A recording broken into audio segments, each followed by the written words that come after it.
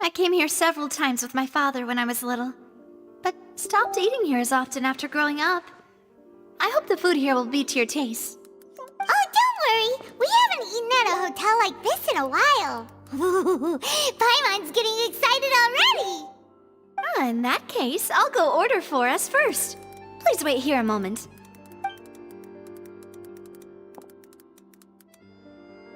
Ooh, everything looks so good! People in Fontaine sure know how to enjoy life! Why, of course. Go ahead, try whatever you like. If the food's good, I'll make a group reservation for the rest of Spina di Rosula next time. And if it's not? Well, then I'll still bring everyone.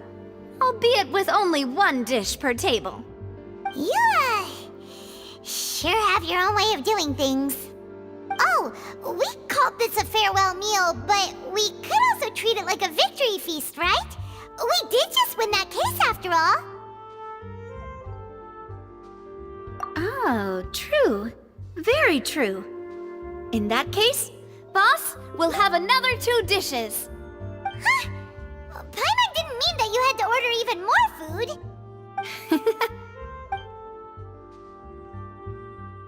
Speaking of cases, do you think that the mastermind behind the serial disappearances will get caught soon now that this has all happened? Well, we've certainly taken a big step forward, but I feel that's about it. We know that there's an organization that means to dissolve these young women, but we still don't know what they are really after. If it hadn't happened right in front of us, Paimon wouldn't have ever believed that a person could be dissolved like that. Right? Yet it was because this was such a preposterous notion that the investigation could never really move forward before. Ugh. If only that guy could have finished speaking! We were so close to hearing who was behind it.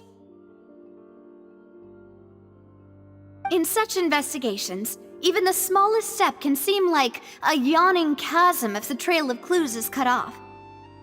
To be honest, I don't have high hopes for any follow-up that the authorities might conduct. It's not that I don't have faith in their ability, it's just that a different perspective is required in some matters. It's easy to guard against and deceive a single narrow perspective. A shift in thinking is required at such times in order to produce a breakthrough. Which is exactly why the Spina di Rosula exists. Those highfalutin folk are not all-knowing. That's why we exist. To seep into the cracks where filth falls through, where their watch fails them. That's the kind of problems we solve. Seems Paimon thought things were simpler than they actually are. It's all right. Well, this was supposed to be a farewell meal, so I doubt you have further interest in this business, right? Let's talk about something else. Like, what are your future plans?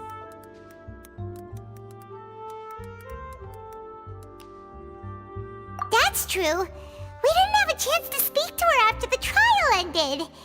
It didn't really seem like the right time or place to do it anyway. I see.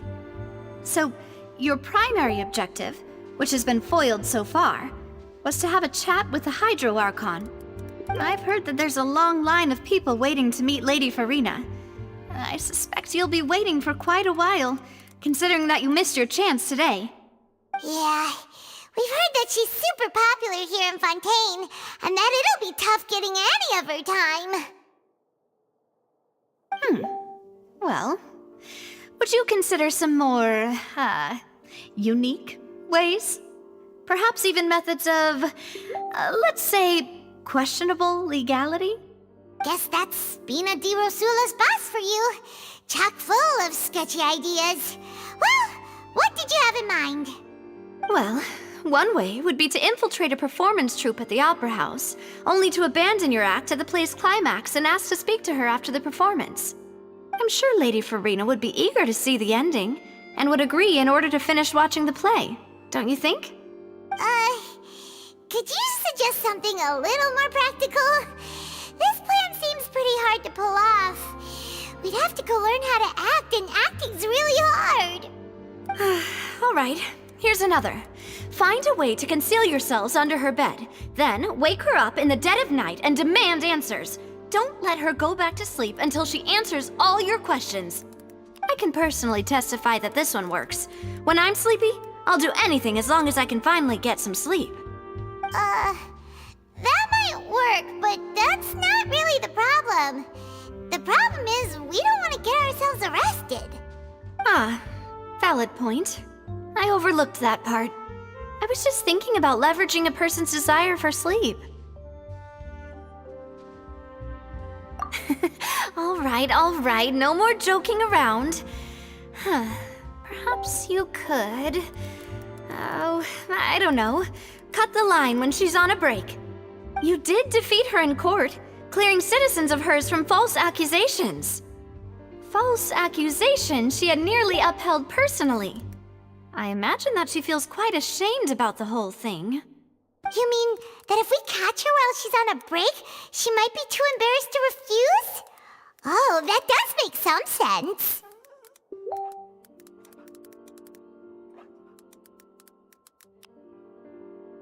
Why don't we give it a try after this meal? You know, strike while the iron is hot and all.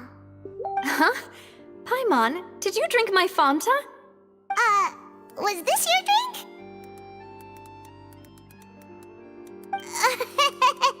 Sorry about that. Paimon wasn't really paying attention and the cup was right next to Paimon. Would you like to order another? No, it's fine. We're just about done here. Alright. Honestly, Paimon wouldn't recommend Fanta anyway. It tastes kinda salty and icky. Is that so? Huh. Well, in that case, we'll have to blacklist the Fanta here then. If we're all finished eating, then I'll go pay. Yeah, we're stuffed. Thanks for the treat, Navia.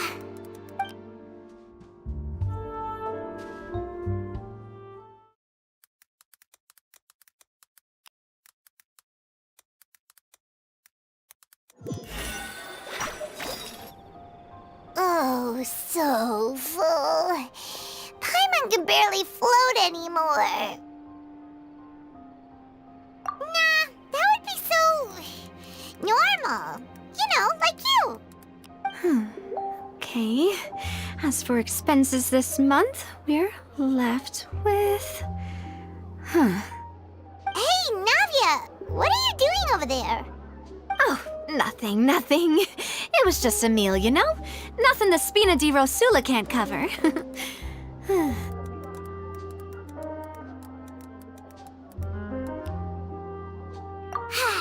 Let's get ready to try to meet the Hydro Archon again.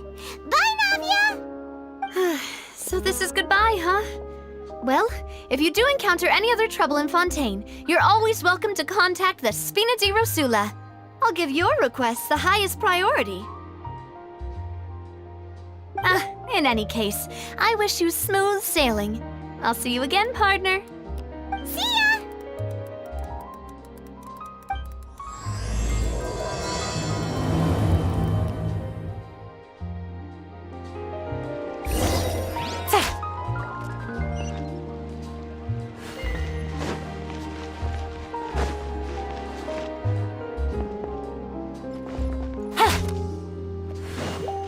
Take it easy.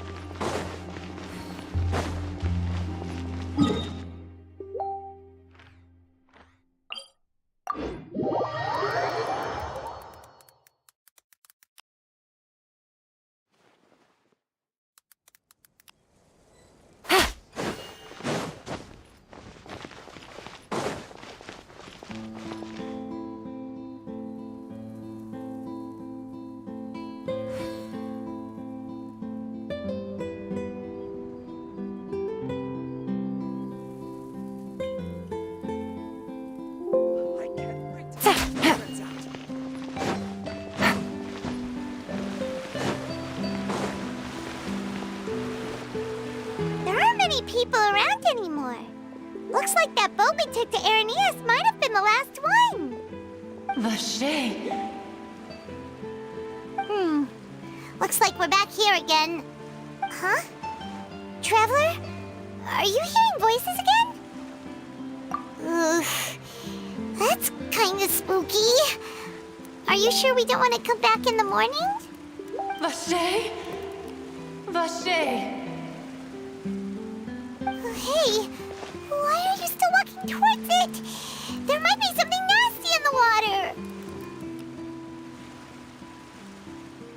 Huh? Hang on. Paimon can kinda hear a voice.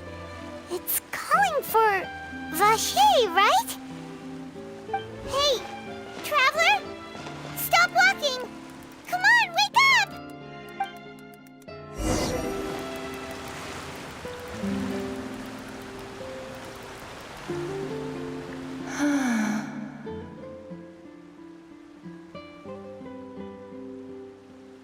Vache!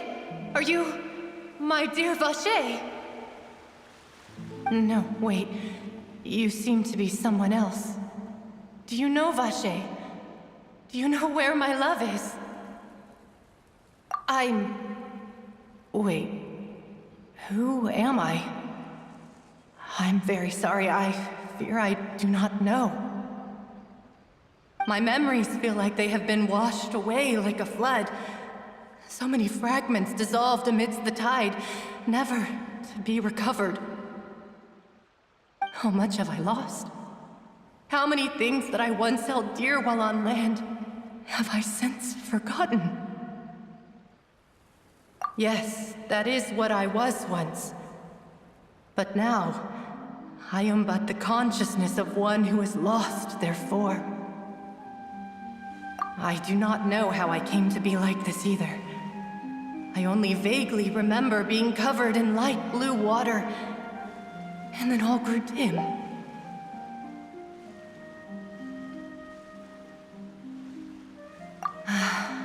I also remember going to many places.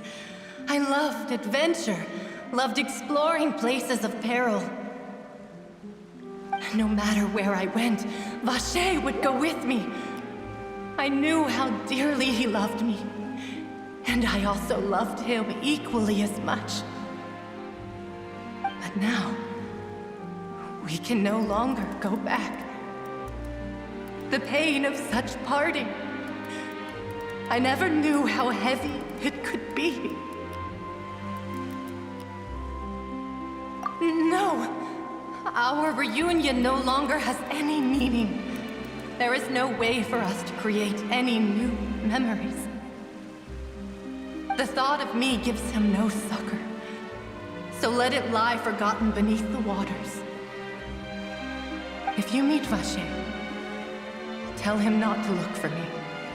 Tell him to move on. That is the only thing I still remember.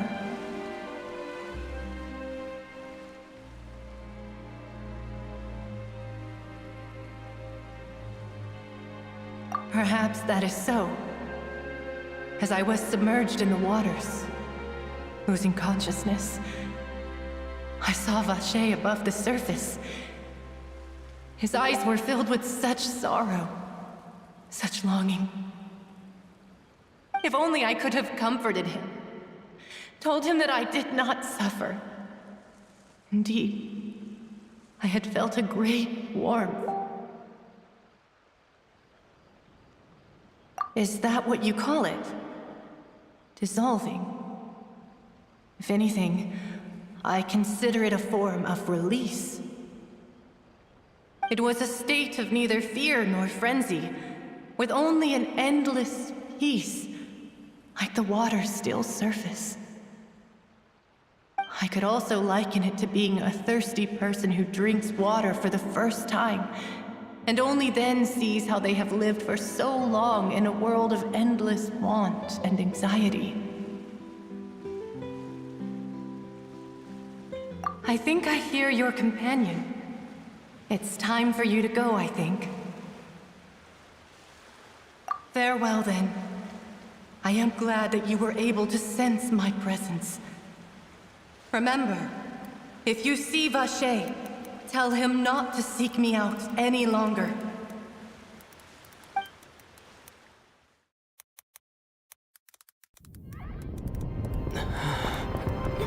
Wake up!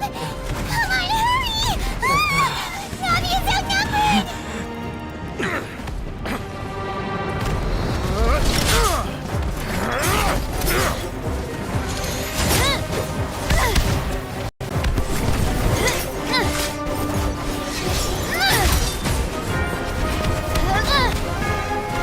Demoiselle, look out!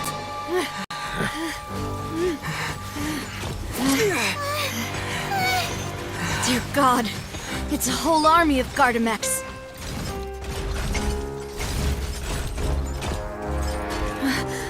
Chlorand?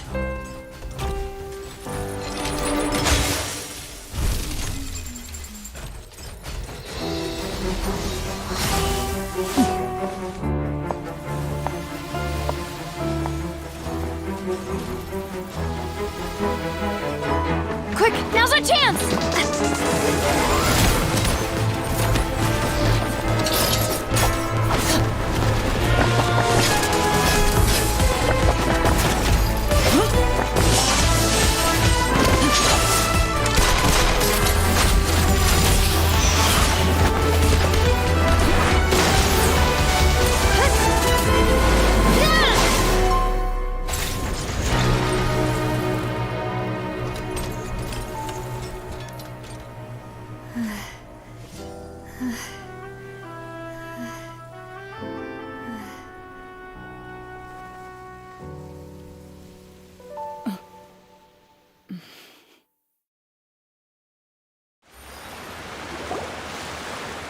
I should thank you for lending us your sword there, Chlorand. But before I do so, could you explain how you managed to show up here? I followed you. It seemed to me that danger has followed you more closely as of late. I believe that following someone without their knowledge is actually called stalking, is it not? Mr. Callus's last wish was for me to ensure your safety, and I will not betray his trust. He would do the same, were he alive today.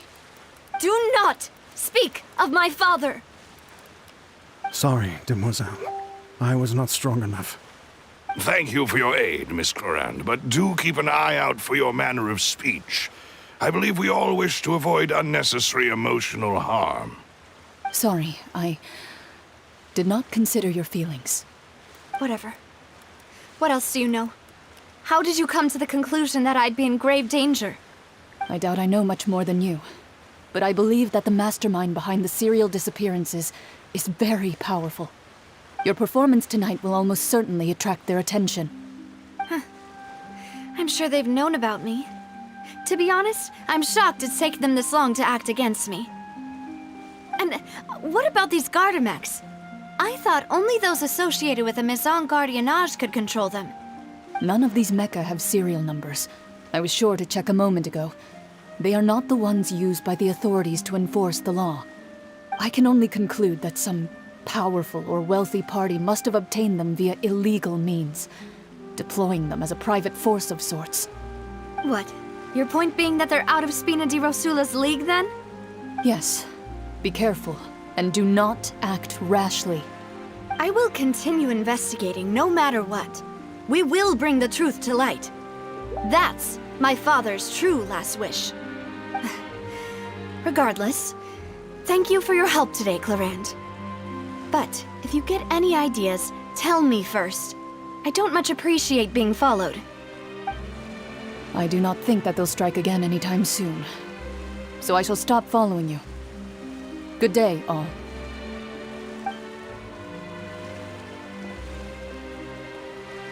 Right. I suppose that's the best news we've gotten today. Demoiselle, I believe that Miss Clarand was being sincere with you. If we tried, we could attempt to thaw relations a little. I know, she's...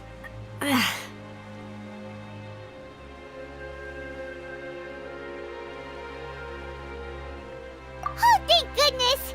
Paimon thought we were done for!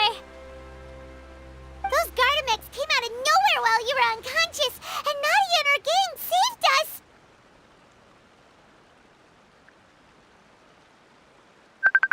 Oh, and there was that champion duelist named Clarand who came out to save us too!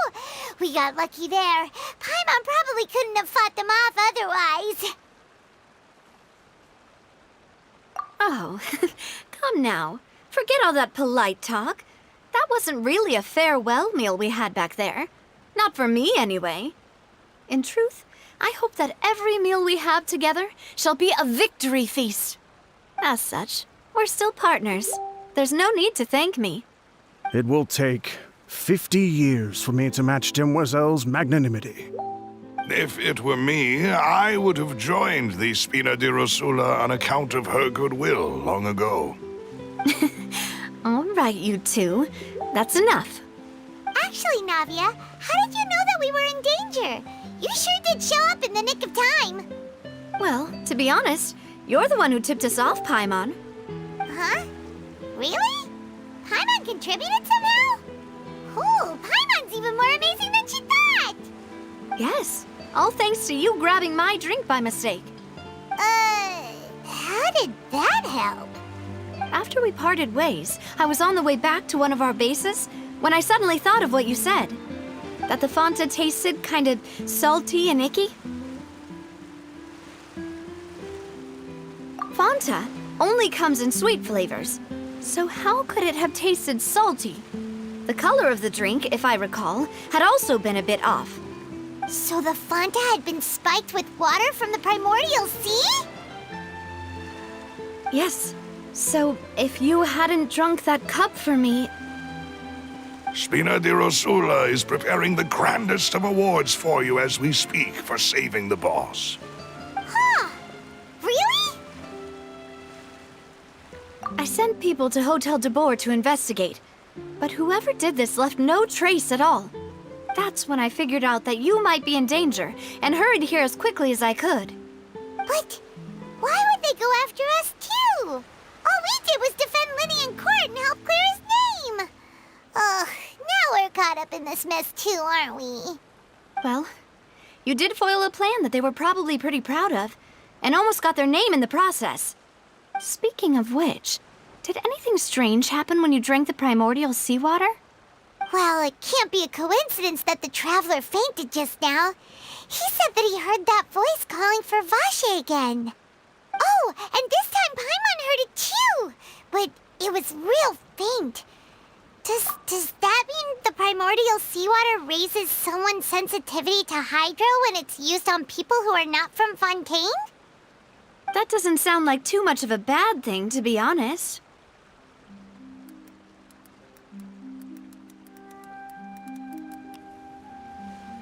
New intel? While you were out cold? Well, let's hear it, shall we? Oh, that is important. Vache. That name doesn't ring a bell. I suppose he hasn't stepped forward as a witness in court lately. Since he saw that young woman dissolve, he was at least at the crime scene. But he never gave testimony or any information regarding people dissolving in the primordial seawater. Could he have been threatened?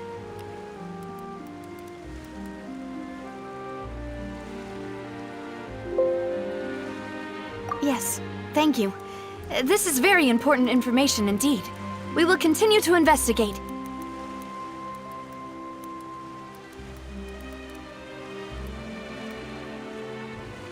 Oh, you mean you'll help us investigate? Well, you did say that our farewell meal didn't really count. That means we're still partners, right? And besides, we're in this now whether we like it or not. You're not gonna let those people who targeted us get off the hook so easily, are you, Traveler? Demoiselle, do try not to look quite so pleased. You are the face of Spina di Rosula, after all. You talk too much. Well, in that case, let's head back to one of our bases, shall we? I'll arrange accommodations for you. We also have some plans to go over, and hopefully we can deepen our bonds as partners. But we'll take that one step at a time, I guess. Don't worry, you two. With us around, our base is definitely secure.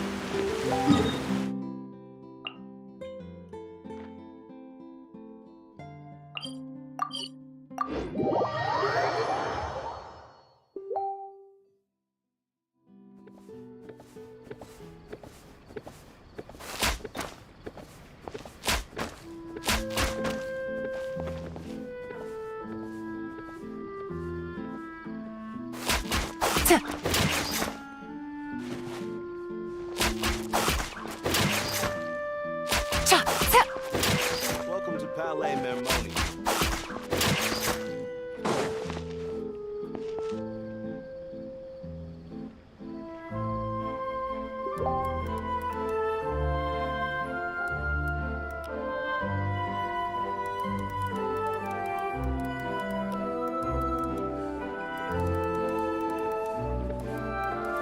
Navigating the world is a whole lot easier with a few different identities to choose from.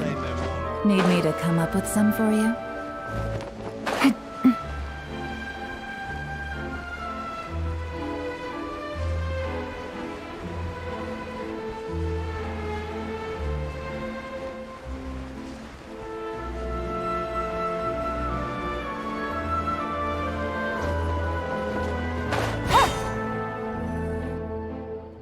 It's right up ahead, but let's make sure we weren't followed first. I've been keeping watch, Demoiselle. I haven't spotted anyone suspicious thus far. Very good. But let's not let our guard down for now. I shall find rooms for our respected guests. Thank you, Malus. Now, let's continue, Traveler.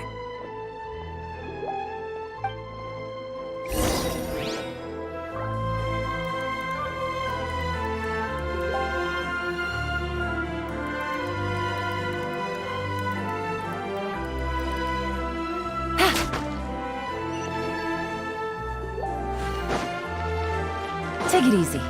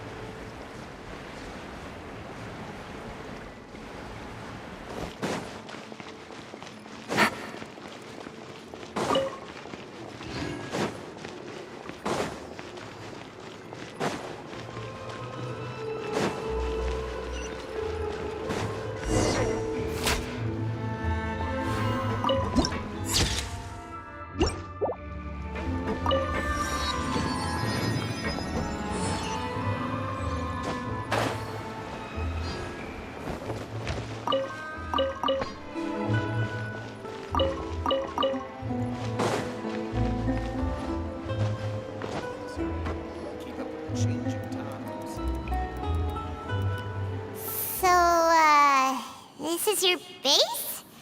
It's not quite what Paimon imagined. Your accommodations have been arranged. Under the present circumstances, I can confidently say it's the best we have.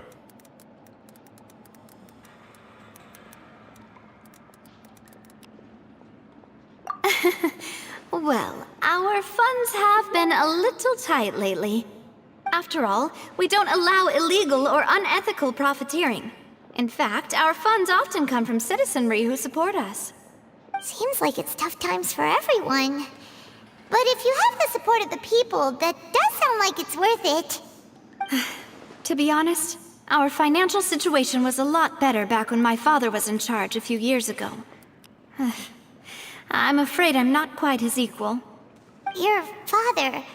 he was the previous boss of Spina di Rosula, right? How did he... Demoiselle, if you'll allow me to explain. No. I'll explain it myself. I suppose I couldn't run from this topic forever. And as partners, this is something I hope they can understand. My father's name is Callus. Yes, the same one they call Callus the Unfaithful in the streets. 3 years ago, he was accused of murdering his own friend. But he chose a duel to defend his honor instead of standing trial. He died in the duelist's ring. Oh no. But I do not believe my father was a murderer. I'm sure he was set up. At the time, I believed that if he only stood trial and was duly investigated, something amiss would crop up and prove his innocence. But strangely, he not only requested the duel himself, but rumor has it that even after being seriously injured, to the point where he could be deemed as having lost the duel, he refused to surrender, determined to die in the arena. 3 years later, I still don't understand why he did that. How could he protect his honor if he's dead? If anything, he gave up his chance to defend himself. The closest piece of info I have is that my father had been investigating the serial disappearances case at the time of his death. Ah, so that's why you're so determined to get to the bottom of that case. That's right. I've also tried to investigate the murder my father was implicated in, but I haven't found a single new clue in my countless reviews of the investigation records. However, I believe that if the murder case is related to those behind the disappearances, they must know something. I must know what really happened. Was my father coerced? Framed? Even if he really did kill his friend, I must get to the truth. If only he'd been more open with me when he was still alive. He even hid the fact that my mother died due to complications when giving birth to me. And now, here I am investigating his death. You really are a handful, aren't you, Papa?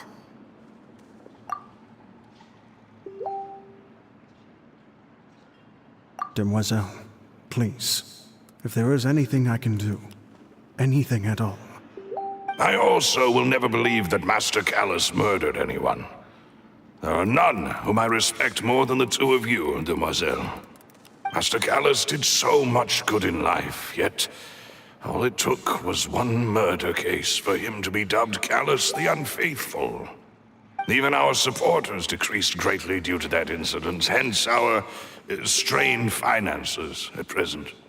Wait, if Callus was such a good man, wouldn't people at least be a little suspicious when he was accused? No. Perhaps people just revel in that kind of drama. It's not something exclusive to people from Fontaine, really. Everyone's like that. People love watching the evil turn over a new leaf, but they also enjoy watching good people fall into an abyss from one slip-up just as much. But how could... never mind. If Callus was really falsely accused, we have to find the truth. He didn't deserve to have that happen to him. There is one other thing. Master Callus's opponent in the duel was Ms. Clorand. Oh, her? Well, then, isn't that as good as saying that she was the one who killed him?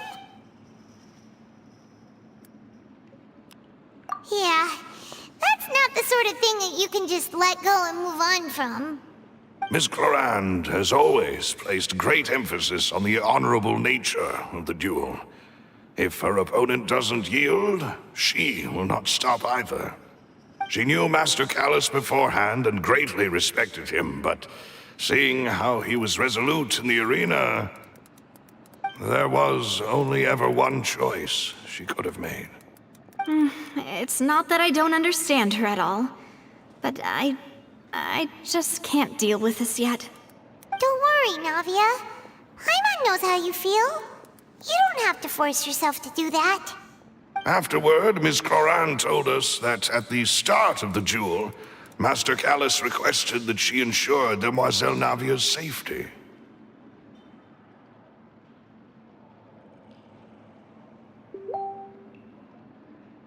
Yes, that is our understanding as well. Oh, Papa. What madness drove you to ask the person who killed you to take care of me? All right, anyway, that's the information I wanted to share with you. Even if it did sound like I was just complaining towards the end. Thanks. You two should go and rest. This was quite a day after all. Yeah, Paimon's beat. Please, relax and get some sleep. We will ensure you rest soundly.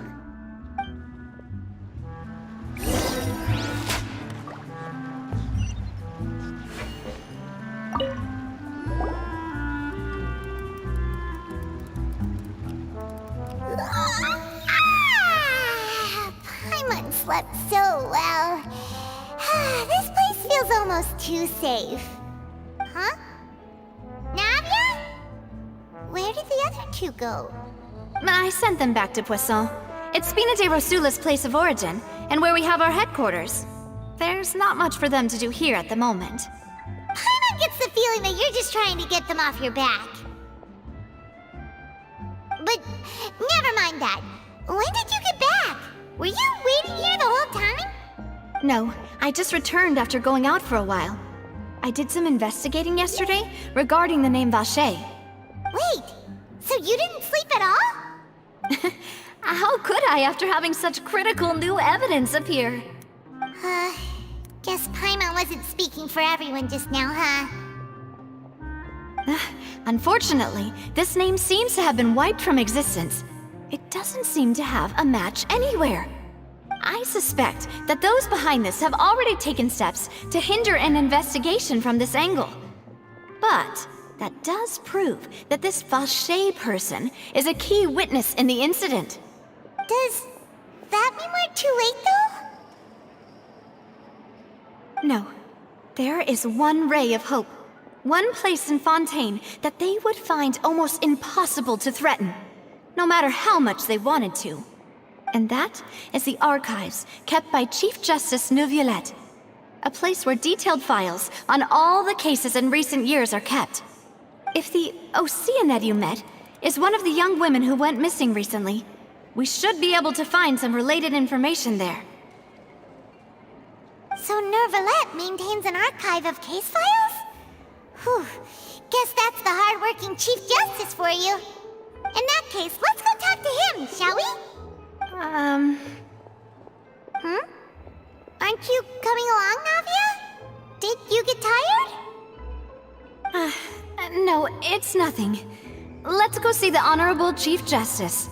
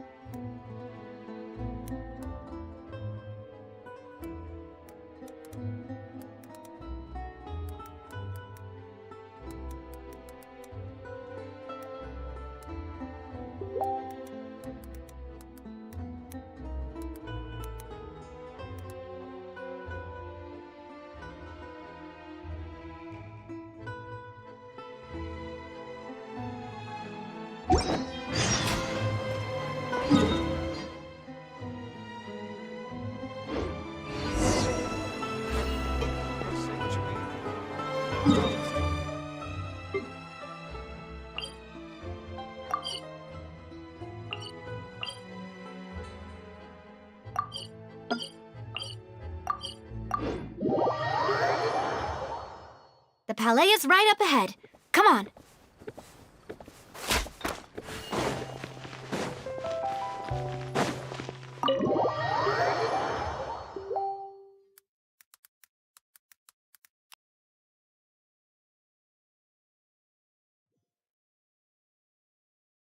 Take it easy.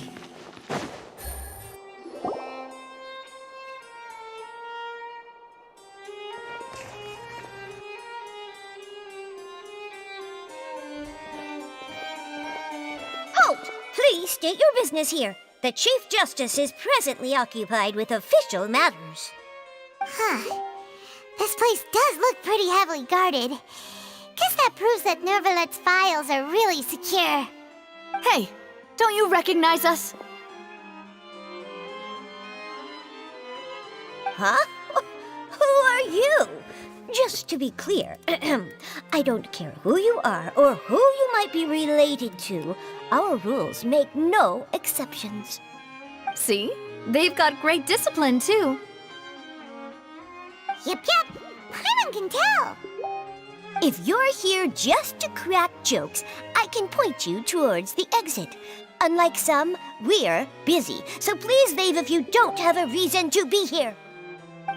No. What I meant to say is, shouldn't you remember us from a few days ago? We were at the trial of the great magician Linny. Oh, yes, I remember. I read about it in the Steambird. You must be Linny's attorneys. It's all coming back to me now. We're here today to report and archive some information on a follow-up case. Huh, is that even a thing? Of course. Don't worry. We're here on official business. You can trust us. All right then, I'll let you through. The Chief Justice is just inside. Thanks so much.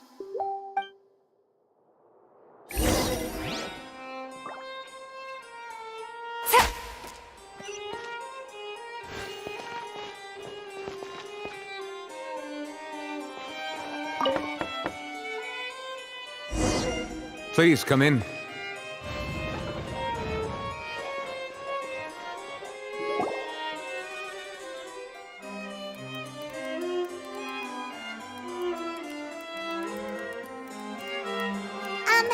Sorry to barge in, Monsieur Nervalet.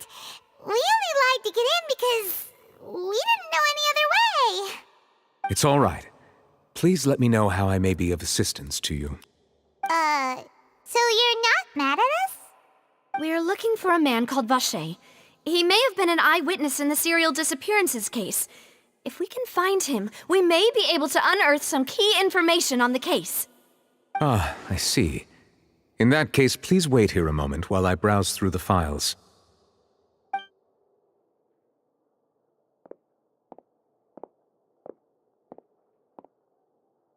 Who knew that Nervalet would be so easy to talk to?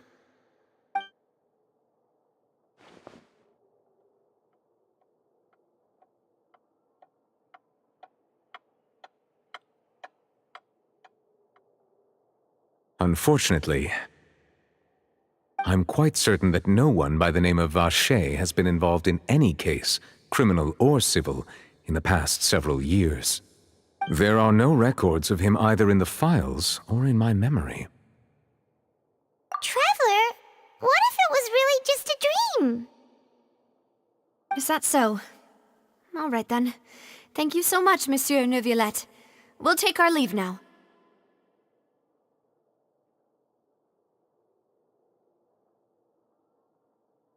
Ahem.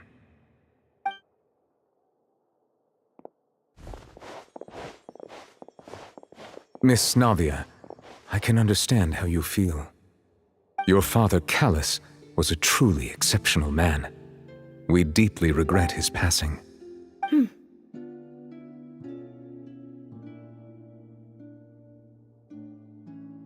And what are you trying to say, Monsieur Neuvillette?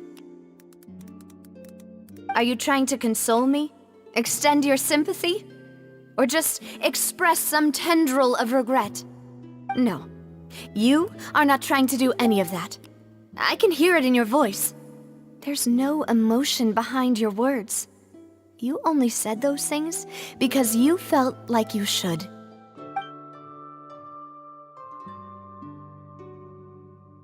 It's just like last time. After my father took his place in the duelist ring, I pushed through the guards to talk to you as a last resort. You even told me then that you thought there was something fishy with the case, yet you still allowed the duel to go ahead. In your eyes, the value of a human life is nothing compared to those cold laws you hold so dear. If you truly regret my father's death, then why didn't you call a stop to the duel? Why didn't you give me the power to stop him from throwing his life away? Why did you just let him die, despised and hated by all? Everything was hanging on a thread at that moment. Just the tiniest effort could have changed everything.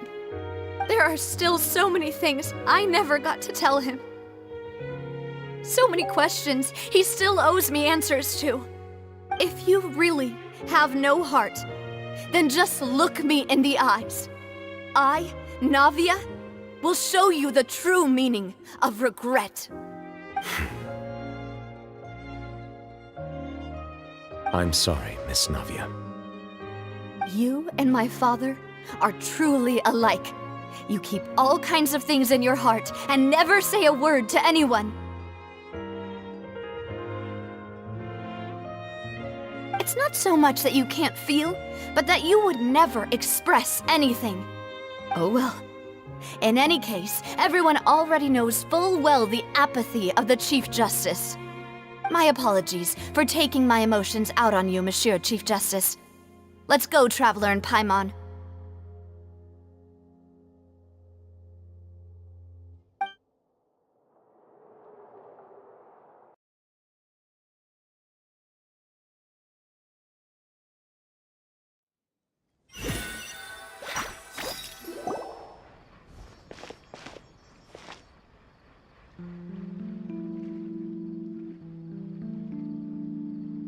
Navia, are you okay? I'm fine. Rain. It's raining. You're right. Wasn't it still sunny when we went into the building? And there shouldn't be any active trials today. How strange. Now that I think of it, on the day my father was convicted of murder, it was also raining.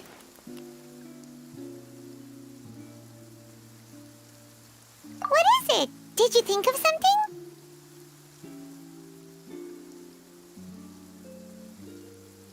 Yeah, he was outside. It was uncovered and the rain could fall there. Why? Do you think the rain could have affected the crime scene? That thought has occurred to us before. We've even expanded the search area to try to account for that, but didn't find anything of value. Oh? Wait. You don't mean... So you're saying that the true murderer could have been turned into water and then got washed away with the rain? Yeah, and if that's what had happened...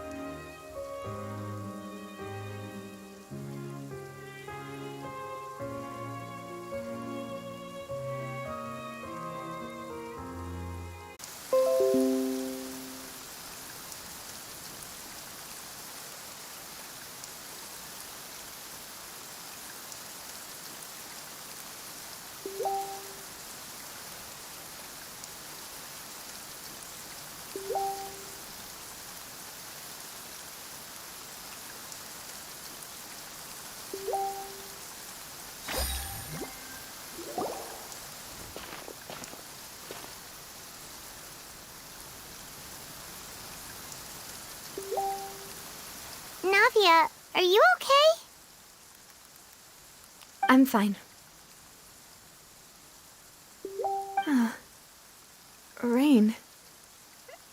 it's raining. You're right. Wasn't it still sunny when we went into the building? And there shouldn't be any active trials today. How strange. Now that I think of it, on the day my father was convicted of murder, it was also raining. What is it? Did you think of something?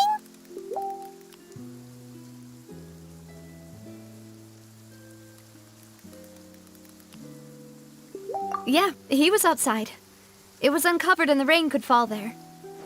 Why? Do you think the rain could have affected the crime scene? That thought has occurred to us before. We've even expanded the search area to try to account for that, but didn't find anything of value. Oh? Wait. You don't mean... So you're saying that the true murderer could have been turned into water and then got washed away with the rain? Yeah, and if that's what had happened, then no one would have believed your dad, even if he explained what he saw to the authorities.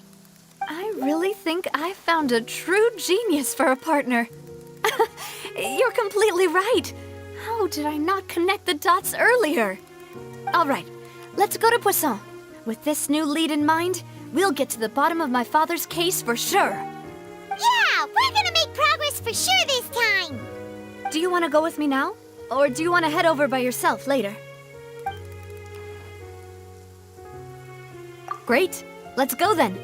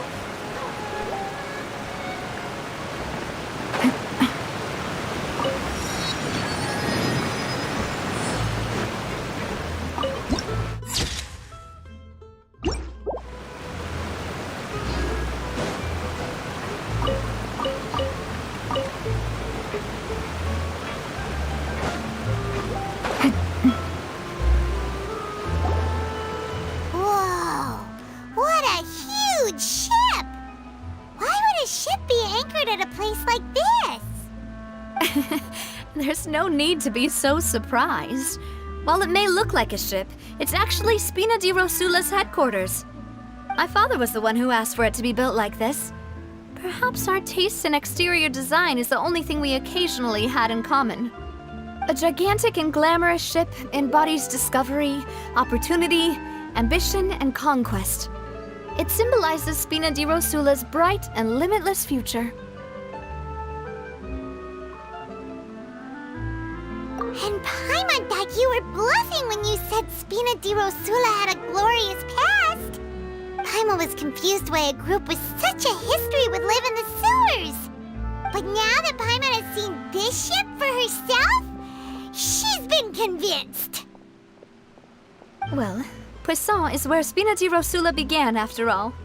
It's our main base, our home.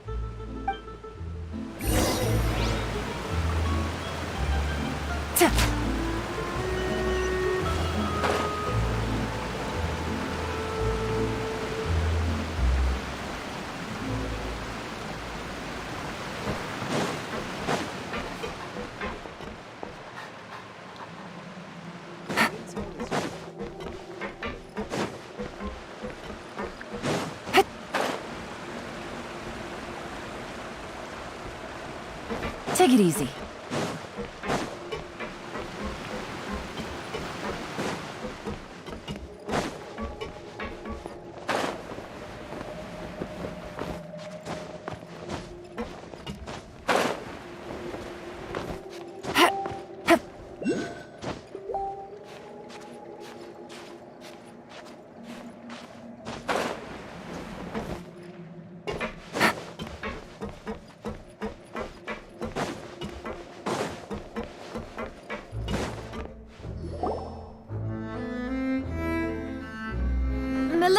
we're back! Apologies for the wait, demoiselle, and our most important partners. You said before that you still had some business at the court. What brings you back to Poisson so quickly? About that. It's because my partner here reminded me of something really important. You see, what if my father's case had something to do with water from the primordial sea? You still remember, right, Malus? On that night, it was raining? Yes, the case was quite similar to that of Mr. Linney's. Both were what you'd call impossible murders. Could you tell us a bit more about what happened before? Yeah, of course. Many years ago, something called synth began to gain popularity in Poisson. At a glance, it was a kind of drink that could excite your mood and produce many pleasant hallucinations. Wait! Didn't that guard guy who turned into water also mention that the primordial water could be used to produce some kind of potion? Yes, he did. Considering what we know now, it's almost certain that synth is created using water from the primordial sea. If you drink synth for an extended amount of time, you'll suffer many side effects, such as losing the ability to focus or control your emotions. And if you were to stop drinking it completely, you'll experience flashes of paranoia and anxiety while lacking energy to do anything. It's an extremely dangerous substance. As he oversaw Poisson, my father was compelled to put a stop to synth abuse and called for a complete ban of it. Boss's uncompromising attitude incurred the synth vendor's wrath, but no matter how much they threatened or bribed him, he refused to yield. Not only that, Boss became determined to find the mastermind behind the synth operation and put an end to the problem once and for all. Yes, but the enemy was very cunning. So he could never get anything out of the dealers, all of whom only sold the stuff and weren't privy to the rest of the operation.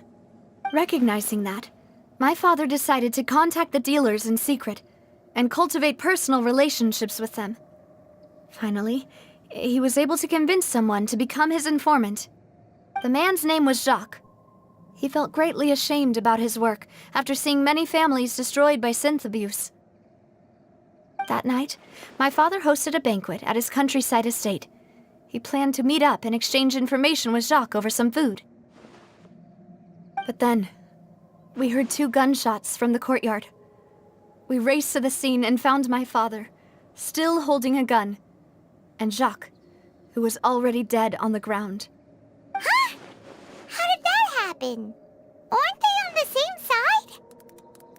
Sounds just like Lenny's case, doesn't it? In both cases, the culprit seemed obvious, but neither appeared to have any motive at all.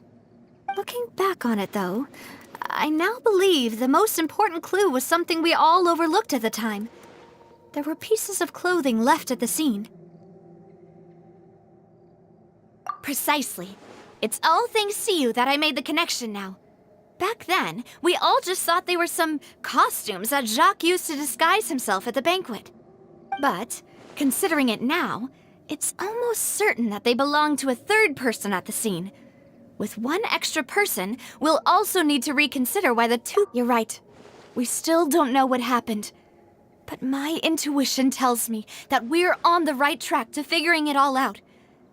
Jacques was an empathetic man who was infinitely remorseful for his past actions.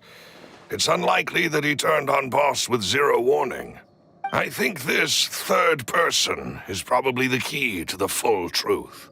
On that note, however, even though this will not please you, demoiselle, as your and your father's butler, I must still offer a word of warning. Our opponent is insidious and cruel. They are extremely difficult to deal with, and Boss has already lost his life trying to bring them to justice. Even though Spina de Rosula has lost most of its former glory, Poisson has welcomed a new time of peace, and we have been allowed to live out our lives. There is no need to follow your father's path. It would be both wise and in line with Boss's wishes to step back and give up on the case. If that's indeed what he wished for, then he should have told me that himself. Was I not the closest person to him? And yet, I was the one most kept in the dark. What was the point of him dying without sharing any of the secrets he knew? Did he manage to protect anything in the end? Synth is still here. Callus the Unfaithful is still his epithet. And Spina di Rosula is barely getting by. Nothing has changed. Did he think I'd just accept his meaningless death and live out my life just as meaninglessly? I've never accepted that, ever. Not since that day, and certainly not now. I want to find out the real answer for everyone's sake. For the missing girls, for the victims, and for myself. Navia. This is indeed the best moment to act. Your partner appears to be quite reliable, and more importantly, Demoiselle, I think you're also ready to take this on. So you do know something else, Malus? Yes, I do. In fact, even before that banquet, Boss already knew of the connection between Synth and the serial disappearances case. But what drove all the tensions to the boiling point was the revelation that you, Demoiselle, had been selected as the next target to disappear. What? Boss also didn't tell you that he had been diagnosed with a rare illness. The doctors told him that he had no more than 5 years left to live. And the serial disappearances case caused him great anxiety.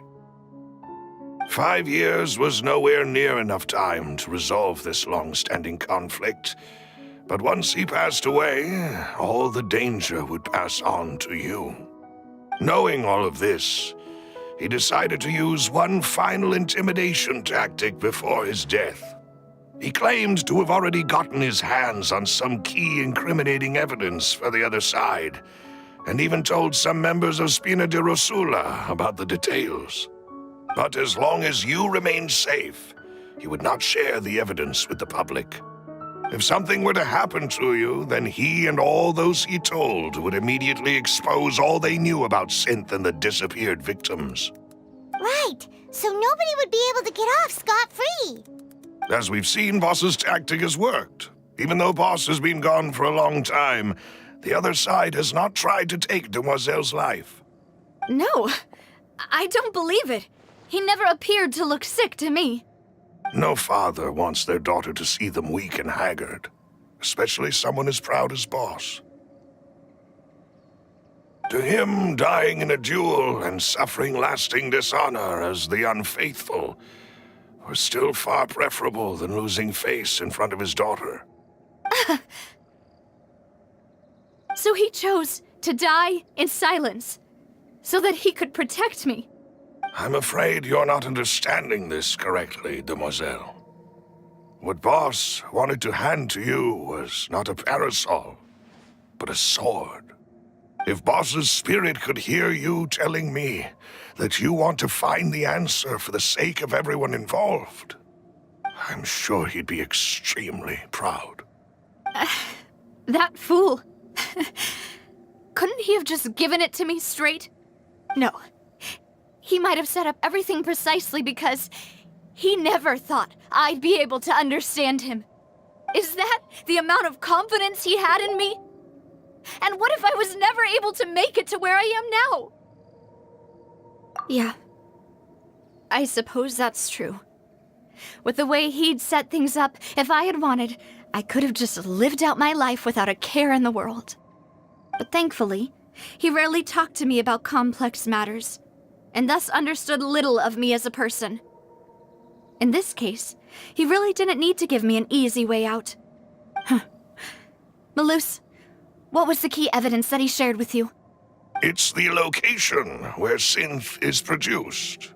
Essentially, it's the enemy's headquarters. When he was threatening the enemy, Boss didn't share the specifics of the incriminating evidence he found. But if you want to use it against the enemy, you'll still have to take several things into consideration. Why? If we know where the place is, can't we just go storming in? You mustn't forget that we're fighting against a mysterious and dangerous organization that's been in operation for decades. There's no telling what might be lying in wait at their headquarters. We also have no idea what kind of evidence we may be able to find inside, nor what people we may be able to capture. But a single visit to their headquarters would be tantamount to a formal declaration of war. The worst case would be that we leave empty-handed, but also open ourselves up to full retaliation. Then, in that case, why not work with the Fontaine authorities? Well, you saw one of them dissolve during Mr. Linney's case. We have no idea just how thoroughly they may have been infiltrated. That's true. Seems my father really had no choice. But things are different now. It should be a lot easier to prove the other side's guilt, now that we've connected Synth with the disappearances case. You sound like you've put a lot of thought into this, Maloose. I am the butler, after all. I live but to serve the boss and Demoiselle's will. I've always been willing to take on any kind of risk for your sake. But considering my relative lack of ability, I've spent my time keeping secrets, performing basic investigations, and waiting for the right time to come. Thank you for all of that, Maloose. Have you discovered anything new in the past few years? Let me think. One conclusion I came to was that the enemy must be quite familiar with Spina di Rosula, or at least have an informant planted here. When I announced orders to the organization's members on Demoiselle's behalf, I used to deliberately keep a few people in the dark and observe the reactions of the synth vendors. If the vendors didn't change their plans, then the individuals informed of our orders must be innocent. If the vendors packed up and fled, however, then someone must have given them the news. After several rounds of testing and investigative tracing, I've narrowed the suspect list down to 3 people. The first is Florent, Spina di Rosula's senior advisor. Huh? Florent? Yes, surprising, isn't it?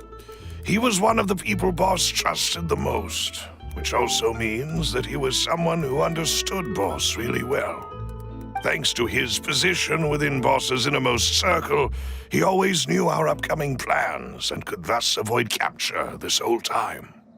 There's someone else like him too. Marcel, the head of Confrérie of Cabrières. Uncle Marcel.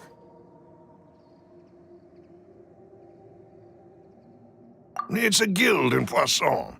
Boss helped it to grow to its current size and prominence. In the beginning, they were only reselling some daily goods, but now they're one of the richest guilds around with a lot of business connections in the city. So, they're like a sister organization of Spina di Rosula? Yes, you can say that. When we were fighting against the synth dealers, they provided us with plenty of support. It's a bit difficult to imagine someone using their own money to hunt down themselves. The final suspect is Thierry, the man responsible for coordinating information between Spina di Rosula and the guards. Although the guards mostly leave us to our own devices, there are still many activities we have to report to the local authorities. Since Thierry is always in the know about our current activities, he could theoretically always plan one step ahead. I see. These are all people who I communicate with quite regularly. To think that the enemy we've been fighting against has been right next to me all along, among those I trust the most. It's almost too hard to believe. If you want to investigate them, please take every precaution to not alert the quarry. Judging from our experience, the enemy is extremely cautious. Of course. And thank you, Maloose. You've provided us with a lot of great information. You're too kind, my lady. I'm just doing my duty. And before I forget, proving Boss's innocence would also mean clearing him of blame in Jacques' death. After that incident, Jacques' wife and daughter were taken into the Spina's care. They still live in Poisson today. If it might help, you could also pay them a visit. I can make the necessary arrangements. Oh, thank you so much, Balloos. You really are the best. A new case awaits, my dear partner. I hope we can work together to uncover the truth and end this case once and for all.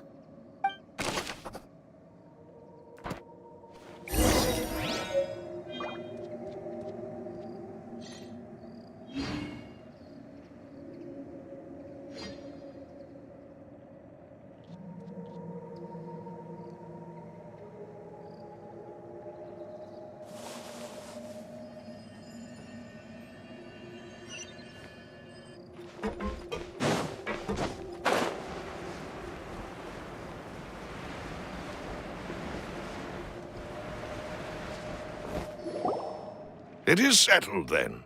Please excuse me, and enjoy your conversation at your leisure. Thank you for arranging everything for us, Maloose. Excuse me, miss. Do you need anything from us?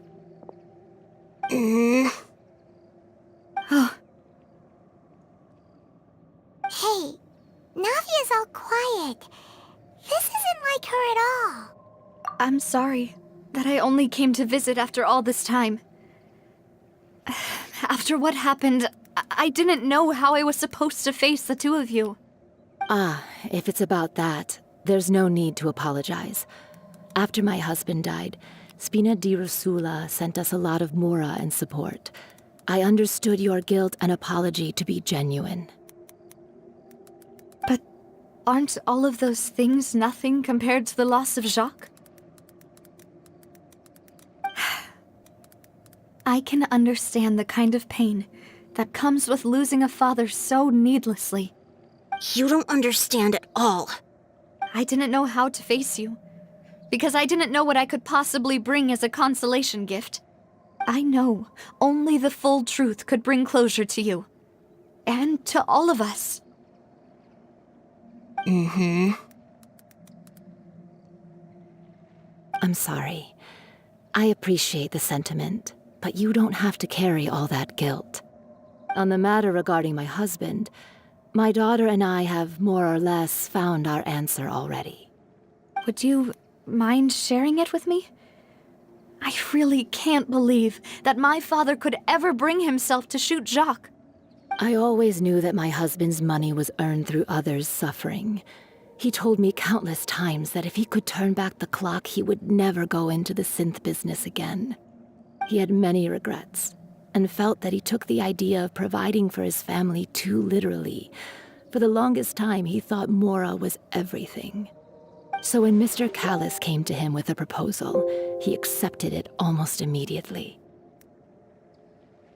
He tried to be as careful as he could, but even so, he was still found out by the higher-ups.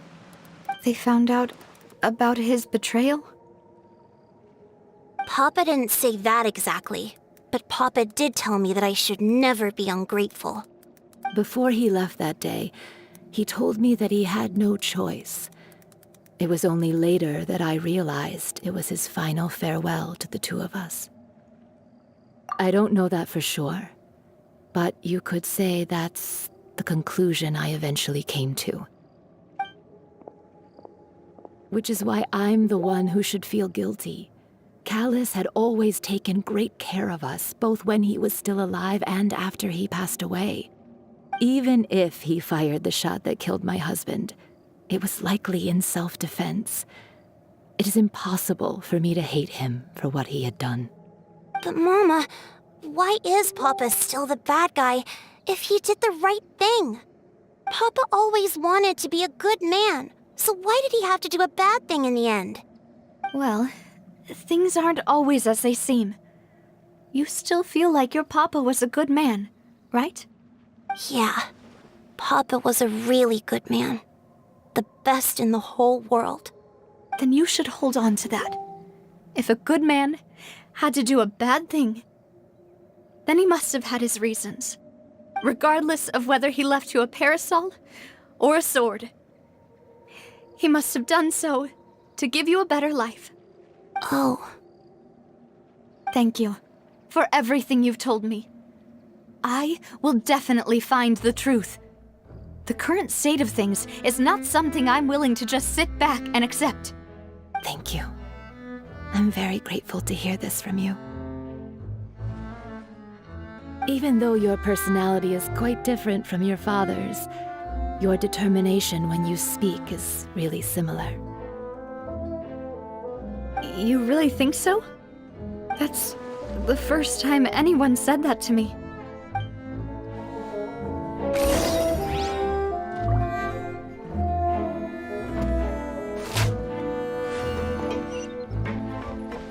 Are you okay, Navia? I'm fine. Don't worry. Let's investigate the 3 suspects next. Florence should be nearby, and we should be able to find Thierry and Uncle Marcel in the city. I'll get myself together on the way. Greetings, boss. How may I be of assistance today? I'm sure you've heard about what happened at the Opera House. Someone got turned into water right in front of us. Yeah, I've heard. With something that dramatic, I'm sure journalists will milk it for all it's worth. And it'll be all the talk for the next several weeks. It also reminded me, on the day that the incident happened with my father, it was raining outside, and we found some clothes left at the scene. After my partner here put the dots together for me, I feel like we should try to reopen his case. Can you do me a favor and try to recall what happened that night? Let me think. Mr. Callis was feeling pretty upbeat that day. So he was drinking and bantering away with us at the table. After that, he told us that he wanted to go get some fresh air. So we let him go without thinking much of it. Who knew that we would hear 2 gunshots ring out right after? My first reaction was that Mr. Callis's life was in danger. So I grabbed my holster and made a mad dash toward the scene. But when I got there, it was already too late. Mr. Callis was standing over a dead body with a gun in his hands. All we could do was look back and forth at each other, not knowing what to say. So you also remember 2 gunshots then? Indeed. The guard said that the first shot didn't hit anyone, while the second killed Jacques. But I've never really bought that explanation. Reason being, Mr. Callis had left his gun on the table. I even made sure to confirm that before running to the scene. But according to the guards, that doesn't mean he couldn't have had other guns on his person. About the clothes left at the scene that you mentioned, do you think there was a 3rd person there who was turned into water? At least from our perspective, my father had no reason to kill, so he would also have no reason to bring an extra gun with him. The gun he was holding probably belonged to Jacques, or a 3rd person on the scene. Yeah, that makes a lot of sense. So you're saying Mr. Callis ended up with the gun because he seized it from one of the other guys? But hold on. If that's what had happened, then why didn't he share the truth with any of us? He didn't even want to face the Oratrice machine, and chose instead to prove his honor in a duel. Did he lose all faith in the courts after seeing someone dissolve right in front of his eyes? About that, Malouse told me a thing or two. So, I think I can understand why he committed to the duel. I'll tell you everything once the whole truth has been revealed. I understand. Then I'll leave Mr. Callis's honor in your hands, boss. And if I may just say one more thing. The whole Callis the Unfaithful epithet has been a thorn in my side since the day it was invented. Many people have laughed at me for still calling him Mr. Callis, even after so many years have passed. But it was Mr. Callis's trust that allowed me to rise through the ranks of Spina di Rosula and live the life I lead today. No matter what others might say, he'll always be the man I respect the most. And he'll always be my boss. Don't worry. I will definitely find the truth. You and all our other comrades at the Spina deserve to know the truth as well.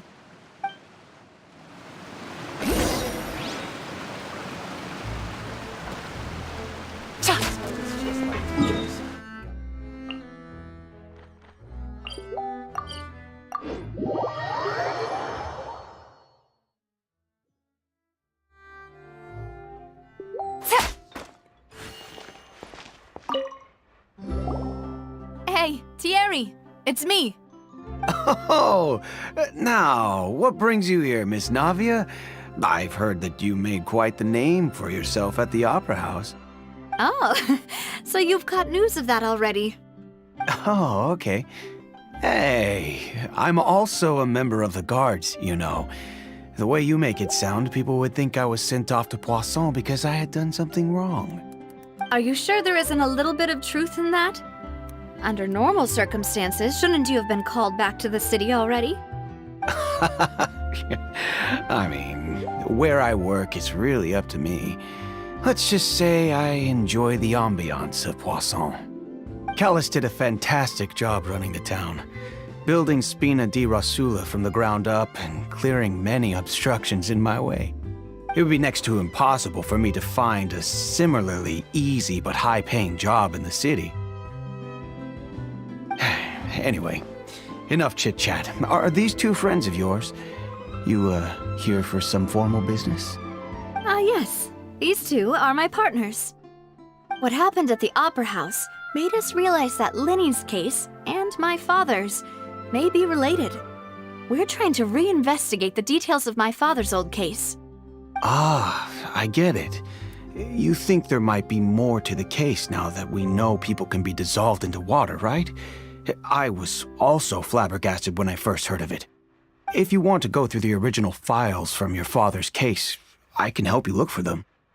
That'd be much appreciated. Thank you. Actually, I have another question. Do you have the authority to dispatch Gardamex?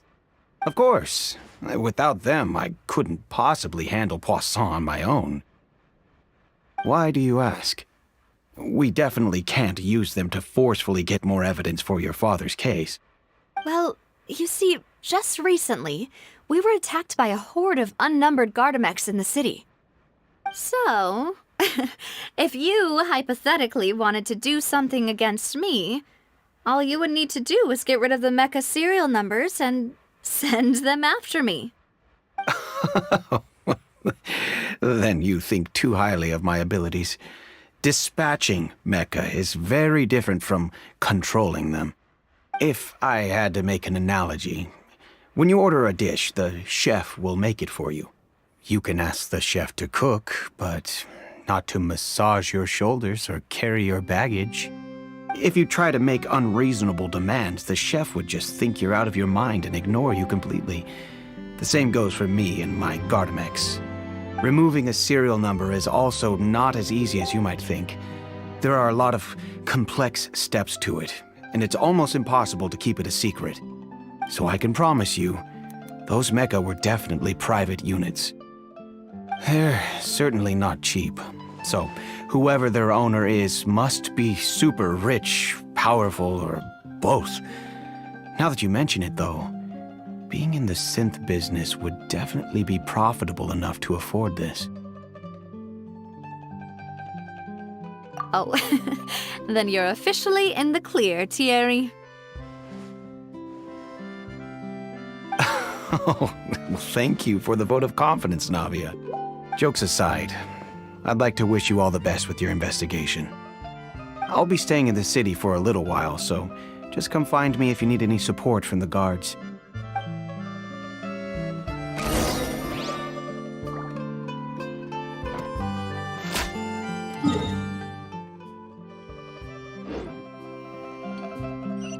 Take it easy.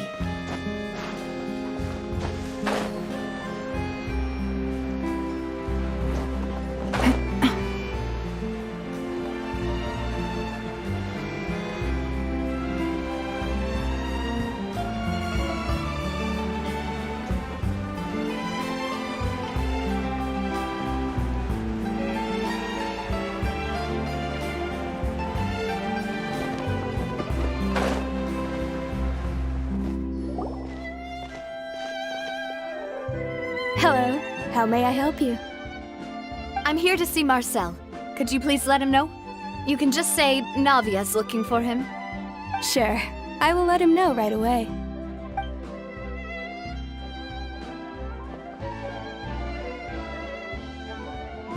Navia, hello. Sorry to keep you waiting. I'm not as young as I used to be, so my legs are giving out a bit. Oh, it's all right, Uncle Marcel. There's no need to stress. I just wanted to talk to you briefly about what happened in the Opera House. I'm sure you saw everything too, right? Yes, I've never seen anything so strange. Oh, you were at the Opera House too? That's right.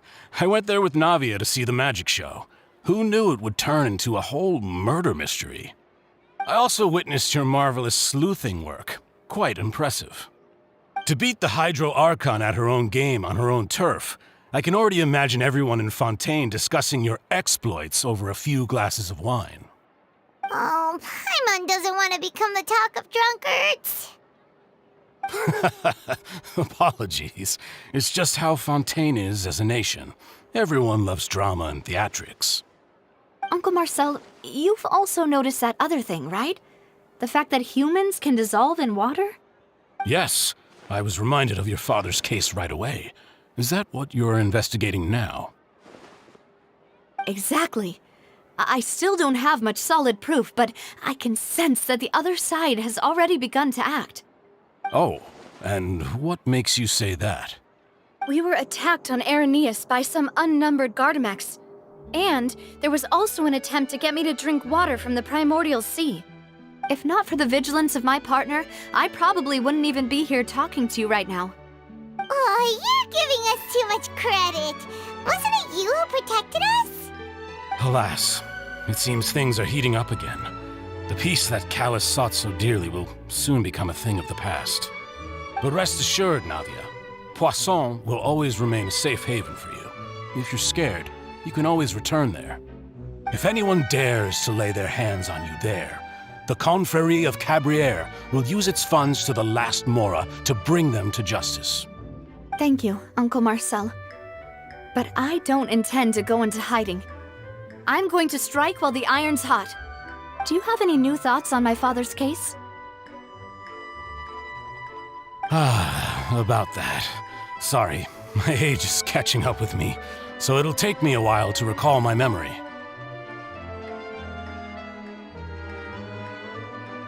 The Confrérie was responsible for that banquet, so I was out and about the whole time making sure things were running smoothly. I didn't even have the time to drink with the guests. Then I heard the sound of a gunshot, and the rest was history. Oh, it's okay. No need to push yourself. We'll ask around some more, see if there are any valuable clues elsewhere. Sounds good. Just let me know if you ever need Mora. All my wealth comes from Callus's patronage and support. I'll spend however much it takes to clear his name.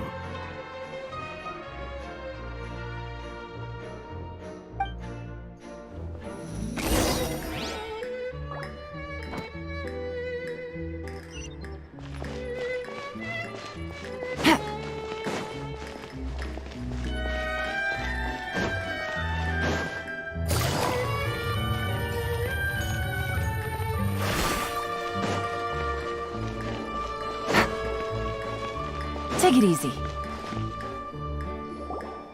We've talked to all three suspects, purely based on their conversations with me.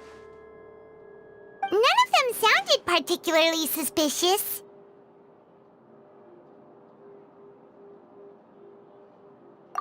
I suppose that's to be expected, though. If a single conversation's all that's needed to find them out, then my father wouldn't have needed to investigate the case for so many years. Anyway, even though we didn't make a breakthrough, let's still compile what we were able to find.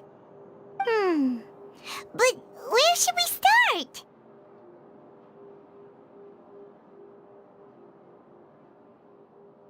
Ah, you're right! Flora mentioned that Callus probably only ended up with the gun because of circumstance. That makes sense. According to Jacques' family members, he already told them that he had been discovered, and that he had no choice before he left home that day. If I had to guess, he probably received an order from the synth boss to kill my father. Had he refused, he and his family's lives would have been forfeit. So, Jacques fired the first shot? Oh? And why is that?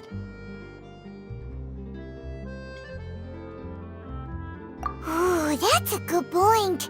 Jacques probably already knew that he was just being used as a tool for murder. And once he had completed his mission, he'd be of no more use to his boss. Huh. So, what would make more sense from his perspective would be to turn his back on the Order and seek protection from my father. Makes sense. But without evidence, that's still just a theory.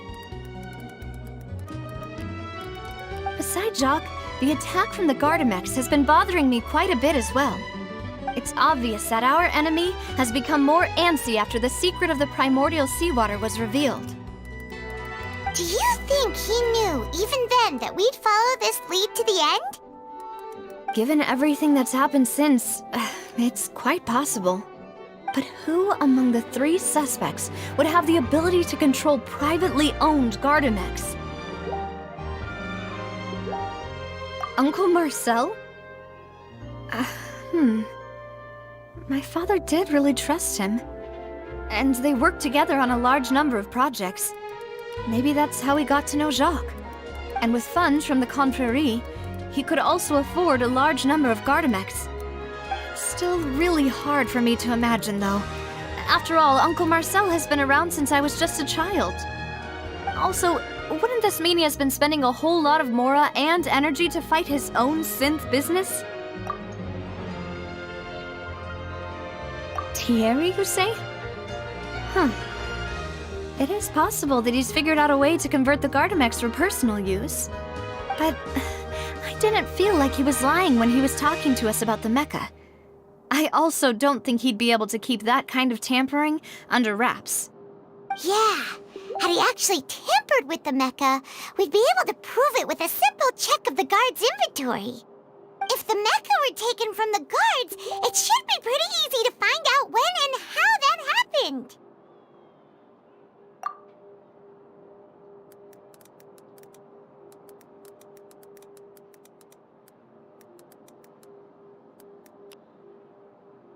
Florent? It is true that he was closest to my father, and thus had the best chance of learning about his dealings with Jacques. But as Spina di Rosula's advisor, his work mostly deals with personnel and security, so he shouldn't have much means when it comes to finances. So you're saying he's too broke to afford a mecha army? Exactly. He can't. And even if he could, I don't think he would be able to dispatch a whole group so quickly. Who could it be?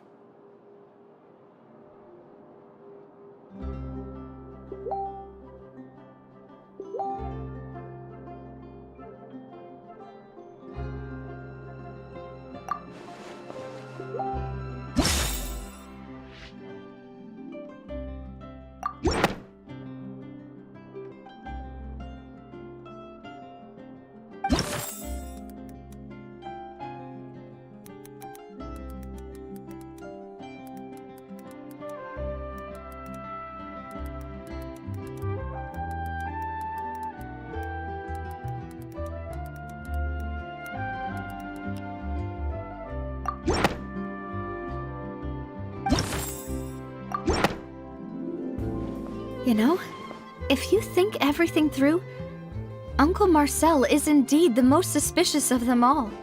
Could we be missing other suspects? Malus didn't know about the people turning into water thing when he narrowed it down to these 3, did he?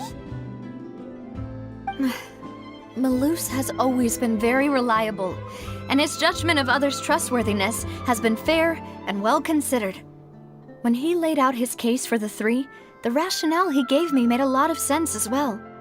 The suspect is knowledgeable about the Spina's internal affairs, has the means to dispatch mecha to assassinate us, and possesses significant intellect and foresight.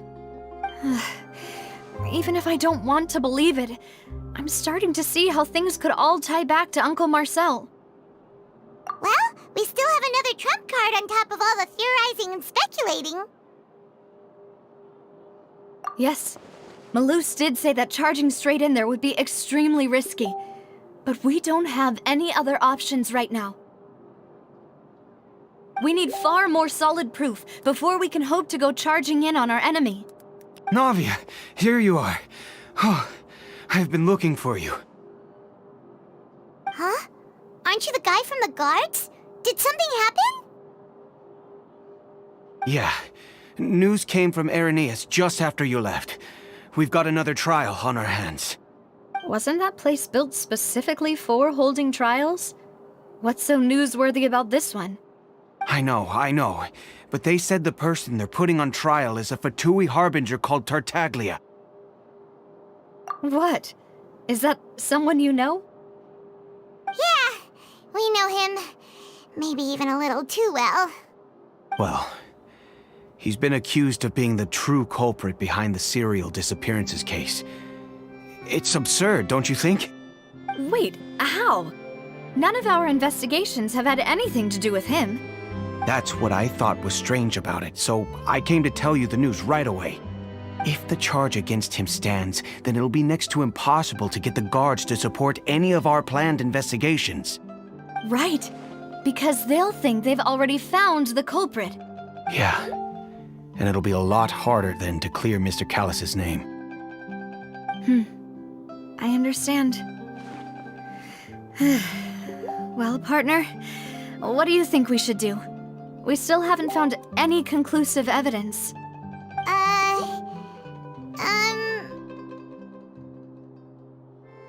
Huh? Split up? What do you mean?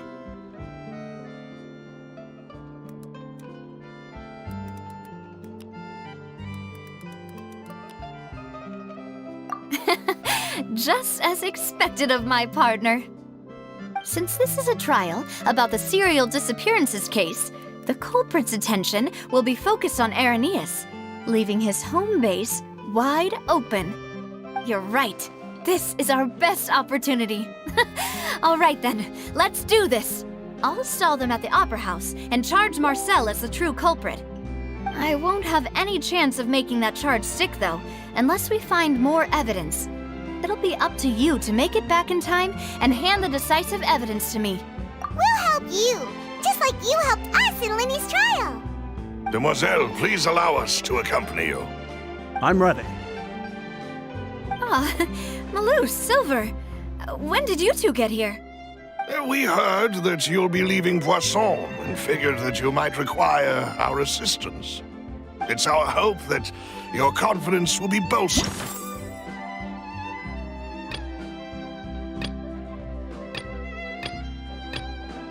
Good, with the two of us by your side. Thank you so much.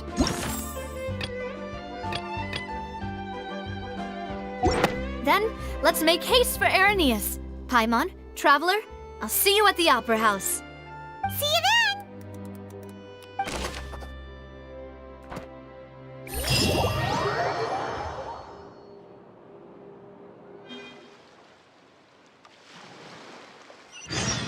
Now that Navia has set out for Irenaeus, we should also get going. The location is...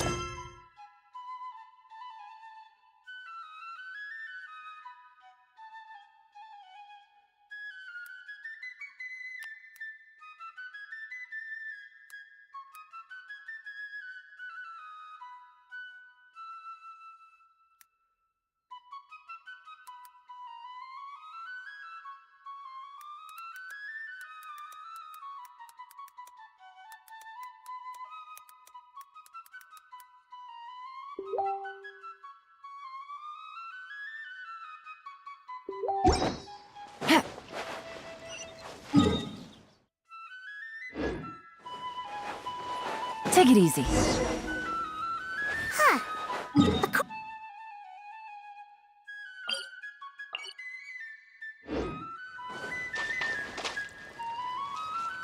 and try to find the entrance.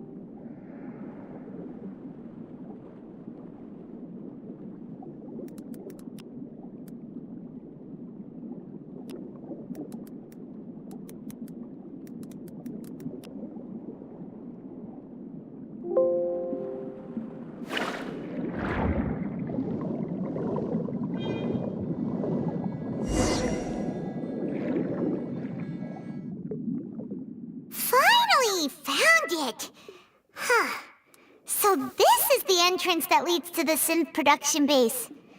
It sure doesn't seem out of the ordinary at all. Ah, you're right. An important place like this is bound to have a ton of protective measures and mechanisms. Navia's probably arguing up a storm right now to stall for us.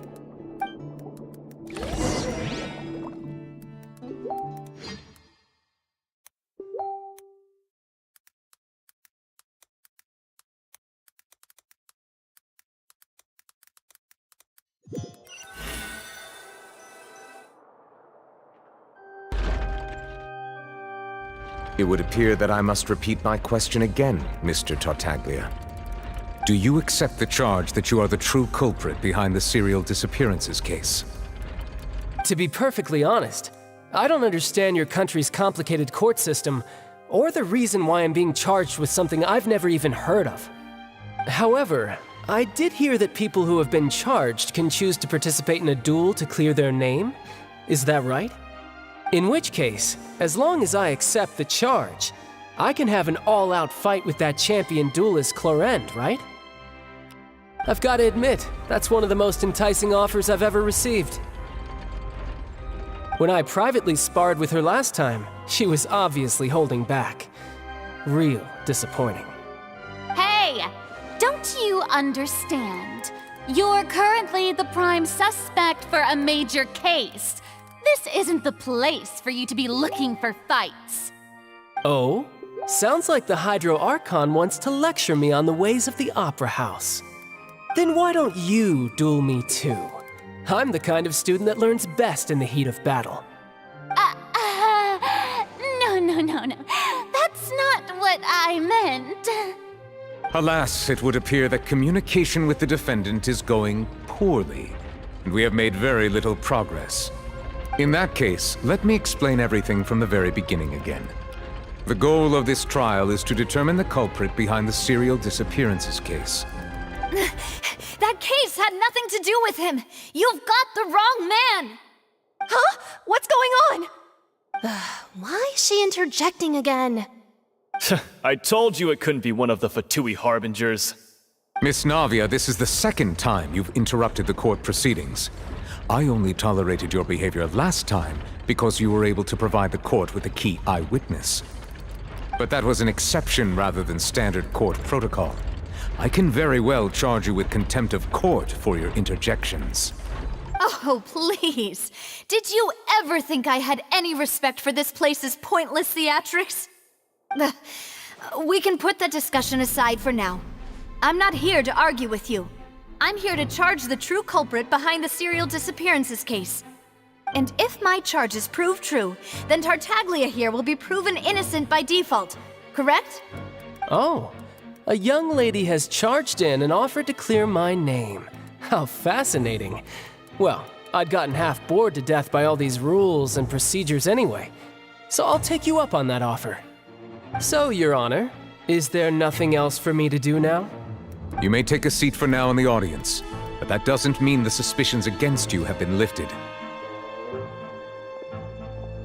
Now then, Miss Navia, who is the person you would like to charge instead? That person is...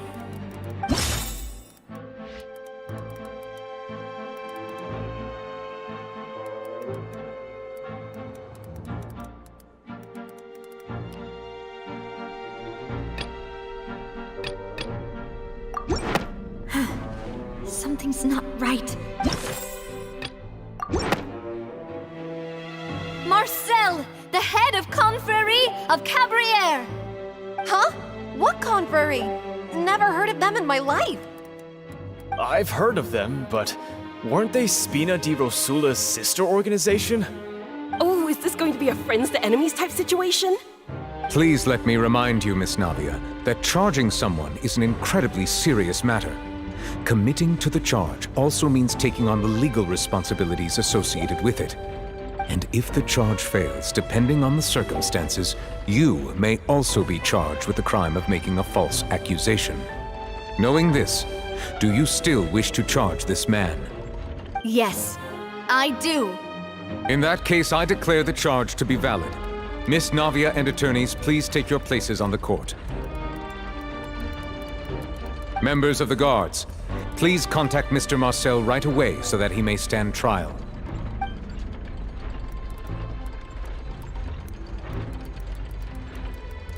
Mr. Marcel, you will not require an attorney. Is that correct? Apologies. It all just happened so quickly. I still haven't figured out what's going on. I think an attorney won't be necessary. This is probably just a misunderstanding between me and Navia. Very well. In that case, since both sides have now arrived, Miss Navia, please present your charges. I would like to take everyone back to 3 years ago, to the case of Callus the Unfaithful. Only through elucidating what really happened in that case can we connect all the dots for the serial disappearances case. Navia, do you really think that I was the one who killed your father? Come on, why would I do that? Callus was my benefactor, and remember, both you and I only ran to the scene when we heard the sound of a gun. If that's enough to make me a suspect, wouldn't that make everyone at that banquet a suspect as well? I think there's no point in getting into the specifics right now. The audience doesn't even have the big picture yet. Even I'm struggling to remember some details of that case. Exactly correct, Your Honor. I must refresh everyone's memory about that case before I can explain my charge and reasoning. I see. In which case, I will recount the findings about that case as originally recorded by Maison Gardiennage.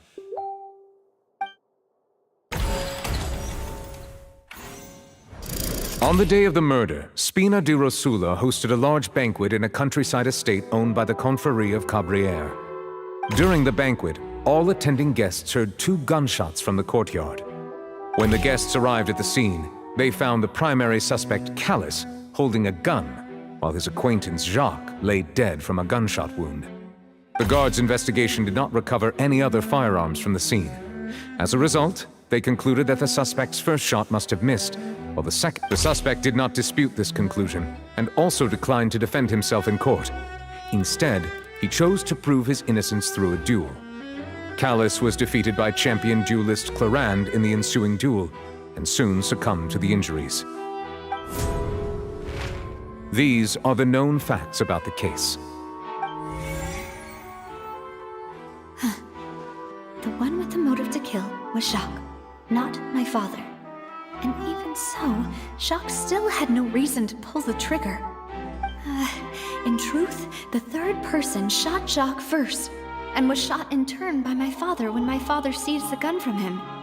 After that, the true culprit turned the third person into water, erasing all traces of him from the scene. Thank you for the summary, Your Honor. Of course, the guard's conclusion appeared quite sensible to us at the time. However, we should revisit the case now that we've gained new information about the abilities of water from the primordial sea.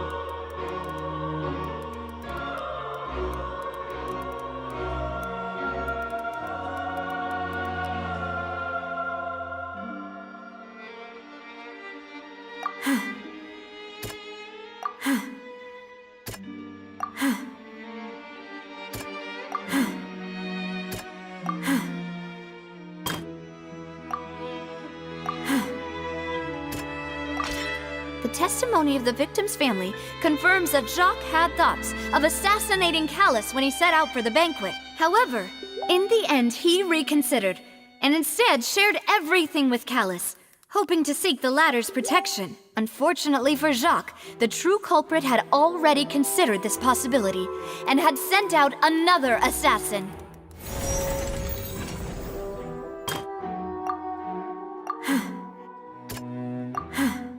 Something's not right.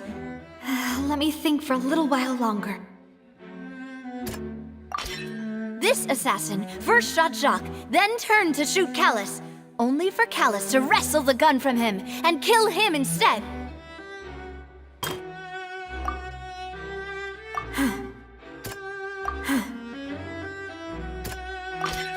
A pile of clothing was found at the scene. The guards once believed they were used by Jacques as a costume to disguise himself. But now, it is clear that the clothes were proof that there was a third person at the scene, and that they were turned into water after committing the murder. Since it was raining that day, the culprit was confident that they could use the rain to wash away all traces of their dissolved accomplice. Realizing this, the true culprit caused the hired assassin to dissolve into water, leading everyone to believe Callus was responsible for Jacques' murder. This...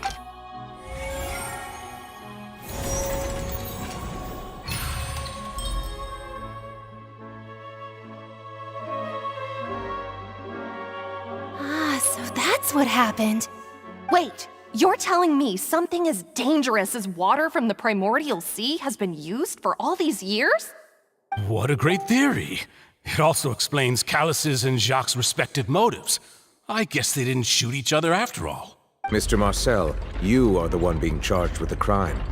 You should provide a rebuttal if you wish to prove your innocence. But I think I agree with everything Navia just said. In fact, there was nothing in her speech that directly implicated me. Then, may I ask some questions? In my opinion, we primarily need to determine two things. One, do you have the evidence to back up your claims?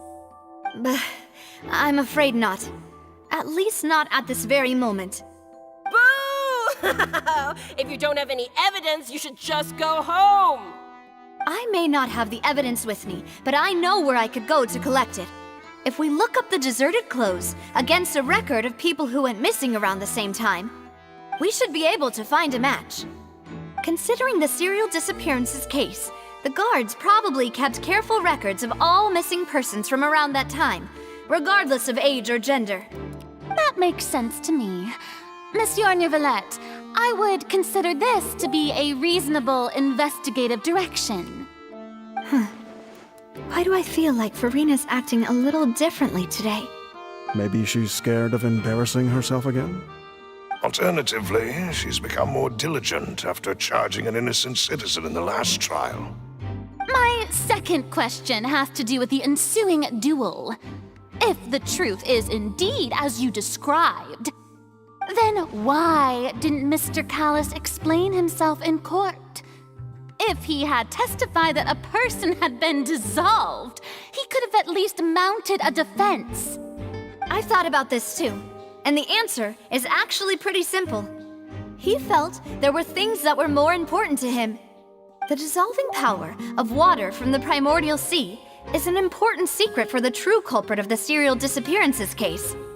My father could have exposed it for all to see, but he chose to take it to the grave. At that time, Spina di Rosula was in dire straits, and his reputation had already been shattered. He had no guarantee that going forward with the truth would allow the culprit to be brought to justice. What was certain, however, was that it would paint a gigantic target on my back. Boss once told me that Demoiselle had already been selected as the next target of the serial disappearances case. What? If the secret had gotten out, the culprit would have fought an all-out war with Espina right there and then. I wouldn't have been the only one in danger. All of us would have stood to lose our lives. Of course, the guards might eventually figure out the truth of the matter and determine that we were in the right. But what good would that do? How can a hollow verdict protect anyone? Had this opera house ever given my father any kind of confidence in its brand of justice, Spina di Rosula would have had no reason to exist. But by staying silent, we retained the ability to deter our opponents and continue the stalemate. I was able to become Spina di Rosula's president, which made me harder to target, as well as giving me more time to grow and learn. And once I have figured out the truth and stepped up to the challenge, I will do what this opera house cannot, and restore my father's truth and honor back to him. So, you mean to say, your father intended to die in the duelist's ring? That's right. Do you have any proof? Of course. All you need is to ask his opponent, Clorand. I don't need your apology, your guilt, or your support from the shadows. You don't have to do anything for my sake. But since he entrusted his will to you, Clorand, you should tell us the truth about his sacrifice. So, during the duel, did you believe that Callus was intending to die? Yes, I did. As a champion duelist, I've fought many battles and taken a countless number of dishonored lives. In my line of work, I've seen all kinds of people give their all for the faintest hope to continue living. Some were determined, others passionate, and some even manic and twisted. Just one look and I can tell if a duelist is hoping to live or if they're looking to die. I hereby swear on my name and honor as a champion duelist that Mr. Callus never intended to leave the ring alive. Since that's your testimony, I have no more questions. It appears there really are good grounds to reopen this case. I concur. However, Miss Navia, you still have not explained the link between your father's case and the serial disappearances case. Right? What she said was fascinating, but kind of beside the point. Wait, weren't they just talking about the serial disappearances case? Of course, Your Honor. The two cases are connected via a matter of timing. In my father's case, the culprit intended to kill both Jacques and Callus. As a result, they planned to act after hearing 2 gunshots. And at the end of Linny's trial, the culprit also only dissolved the victim in front of everyone because they realized they were at risk of being identified. The culprit could only time their actions so precisely if they were already at the scene. Coincidentally, Marcel attended both the banquet and the trial. So that's why you suspected me. Even after hearing your reasoning, I still can't help but find it a little preposterous. I'm used to it, though. You've always been an impulsive and sentimental child, Navia. It's one of your most endearing traits. No need to appeal to pathos. I won't try to refute your points one by one, but even if everything you just said was true, can you prove that I was the only person present at both events? On top of that, does a person have to be physically present to control the timing? Can't someone remotely monitor the place? Don't know what she can say to that. I know that even with that, you might still think you can reduce the list of suspects with some further investigations until I'm the only one left on the list. Alas, who won't feel at least a little hurt by an accusation of murder from a girl you see as your own daughter? But if I were to dismiss this completely, you'd also think I'm not being considerate of your feelings. Ah well, let Uncle Marcel teach you another lesson. Do you know what the biggest flaw in your reasoning is? I suppose you're gonna tell me anyways. It's timing again. I'm a businessman by trade. From that standpoint, there's no reason for me to kidnap young women. It's a high-risk action with nothing to gain. In addition, I left my home in Snezhnaya when I was young to come to Poisson and work in some trade. My business only thrived when I received Callus's patronage. But the disappearances began before I ever stepped foot in Fontaine. I do apologize, demoiselle. This was my mistake. No, it's not your fault. I'm sure he had come prepared. Is there anything else you'd like to say? Would you like to check the date of my first business license against the first known case of the serial disappearances? You can also take a look at my border entry records, or ask my friends and family when I left Snezhnaya for the first time. Could those records and testimonies do something to appease the unspeakable anguish in your heart?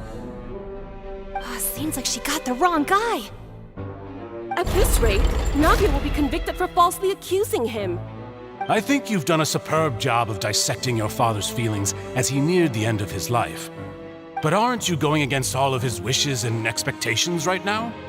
He wished for you to become more rational, collected, and conscientious, instead of dwelling only on your own feelings.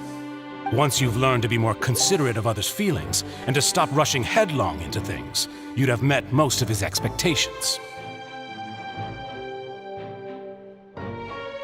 this isn't just about me, and it never has been. The biggest difference between me and the rest of the victims is that I still have the ability to search for the truth, while that same agency has long been taken from them. The people whose families were destroyed by synth abuse, the people who lost their loved ones to the serial disappearances, and the people who suffered tragic ends due to their sense of justice. Many people's images are flashing before my eyes. I'm sure some are coming to those of you in the audience as well. And whose image do you see, Marcel? Is it a man named Vacher? Oh, so you do know that name. I'm merely surprised you'd suddenly say the name of someone I've never even heard of. I was waiting for you to say that.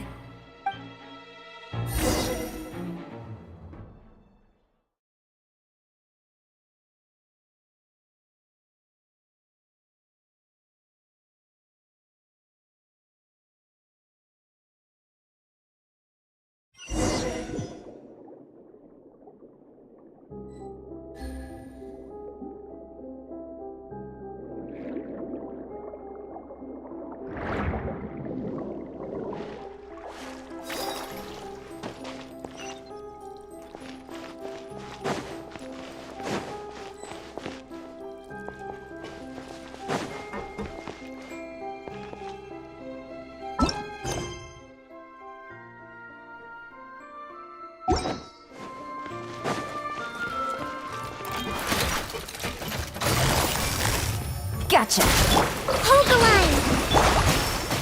Solidify! Give up. It's nothing. Ah.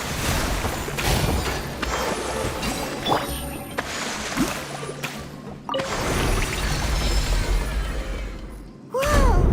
The floor is going up! Is it because of this mechanism in the middle? That guy really prepared a lot of stuff for this place.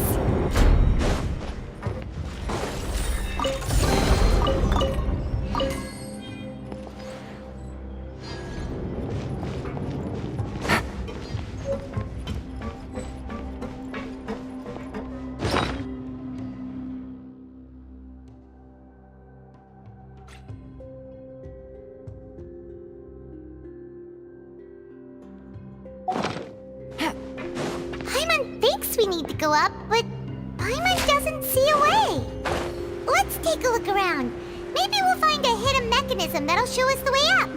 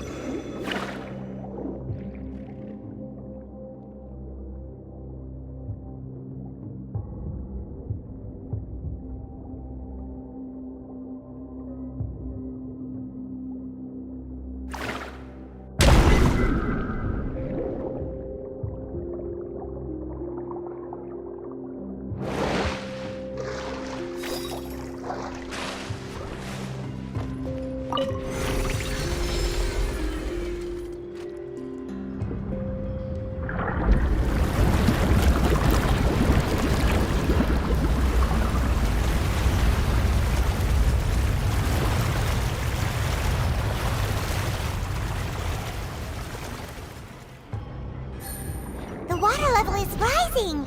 Now we can swim to the top. But this is still a ways away from where we need to go.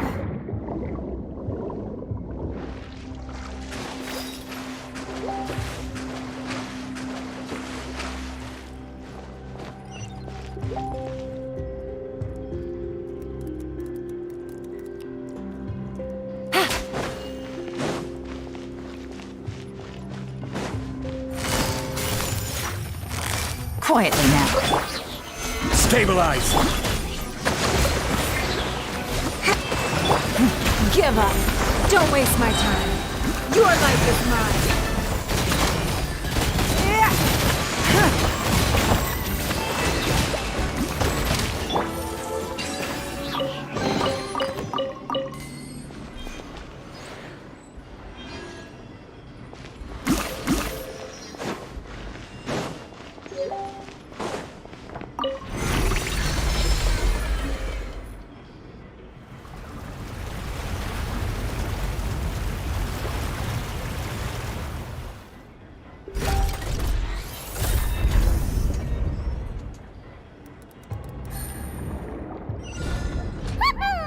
Now the path is clear! Let's go!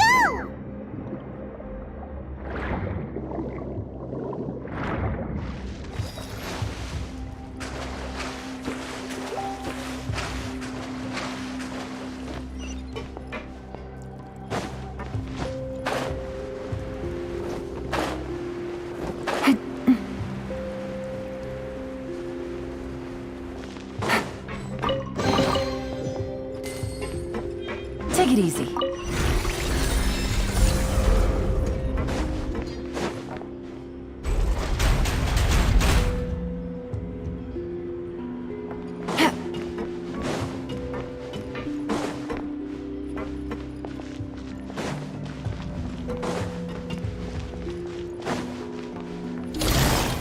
Busted.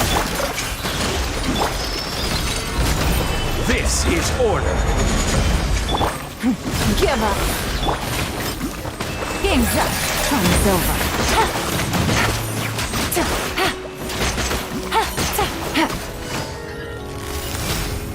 Gotcha.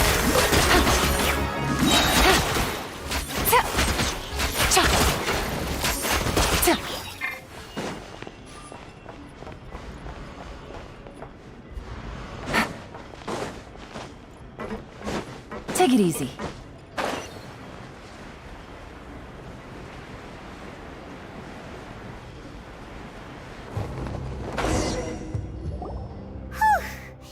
After all that, we finally made it to the innermost sanctum. Though, as expected, the mastermind isn't here.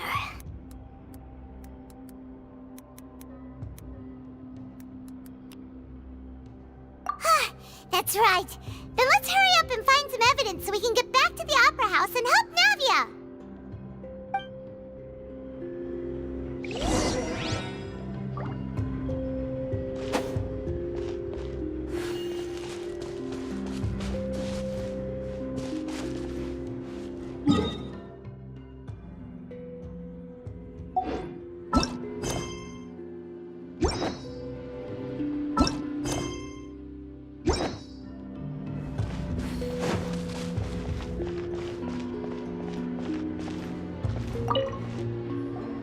Whoa!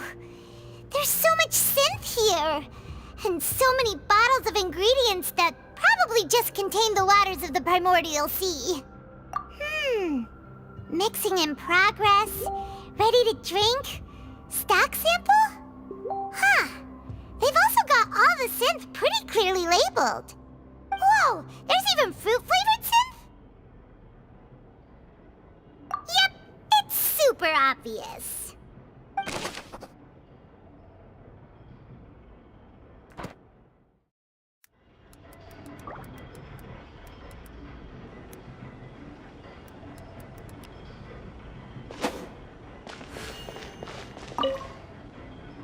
What's this over here? Looks like some kind of place for research.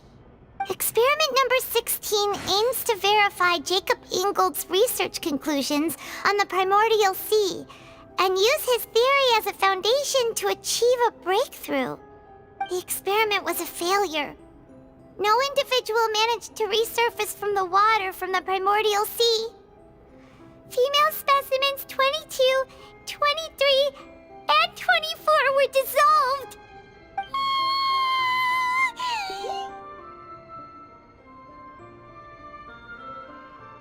Sorry, Traveler. Paimon will try her best. It's just that Paimon's never read something so scary before. How could someone write something that terrible in such a matter-of-fact tone? You read the rest. Paimon's too scared to keep going. So that's why he did all of these experiments. But did he really think he'd be able to find a way just by dissolving people over and over? That's just insane! Huh? Isn't that the name you heard by the fountain? Paimon thought he was an eyewitness in the serial disappearances case. Ah, you mean Vache is the one who did all of these... experiments? So that's it! Vache was no victim, but personally took his lover and... No, that's not it either! If that's the case, why would he want people to resurface from the water? In any case, Paimon will write it all down.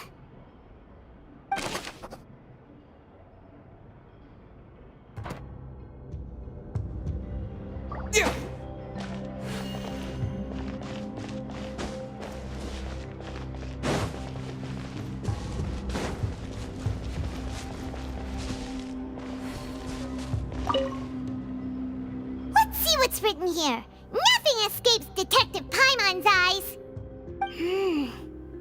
Callus. Navia's father.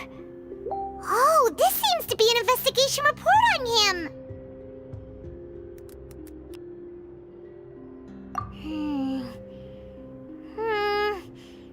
Yep, it's about finding someone to assassinate Jacques and Callus because of a lack of confidence that Jacques himself would go through with it.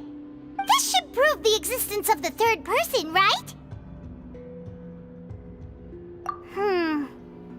We still have not determined the exact content of the key information Callus has passed on to certain members of his organization. The old dog's a real menace to deal with. Even if he abides by the promise he's made to us, he will still have the upper hand. He can act whenever he wants to make our lives miserable. The only option left is to remove him from the picture entirely. I concur. Let's send someone to kill him. He won't declare war as long as we don't touch Navia. Oh, seems like we've got a bunch of correspondence between the higher-ups. They're all just so evil.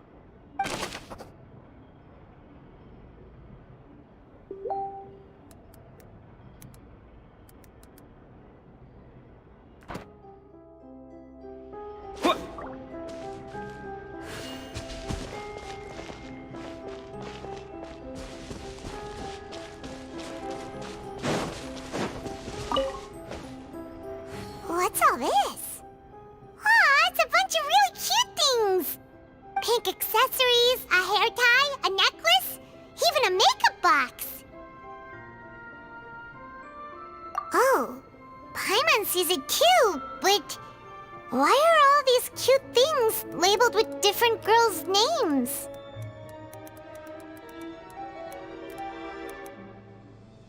Huh? You mean the girls from the serial disappearances? They were brought here? And then they were turned into water. And all the boxes of things. These names. That means... Oh, this is terrible.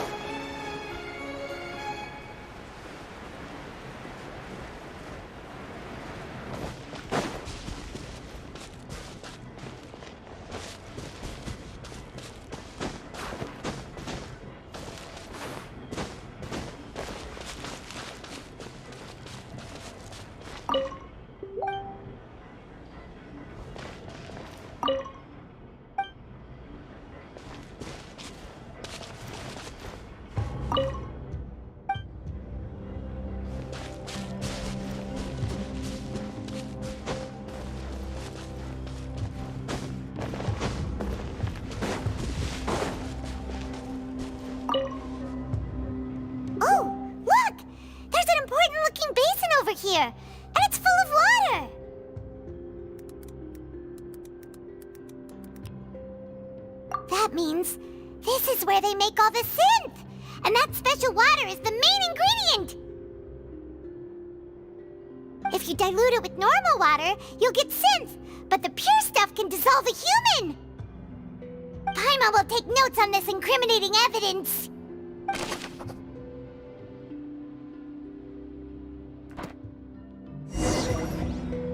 We've looked at almost everything here, and it seems like our theories were spot on, but... Yeah, we haven't found anything that reveals his true identity. No wonder even Neuvillette wasn't able to find anything. Whoever it is probably destroyed everything to do with that name a long time ago. That way, even if we bring all this back to the opera, we won't be able to identify the true culprit.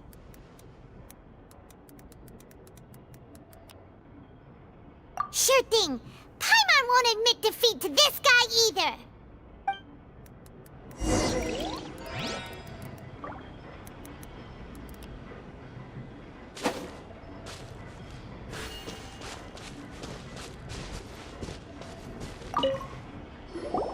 You take that side and Paimon will take this side. Check everything carefully. We'll find something for sure.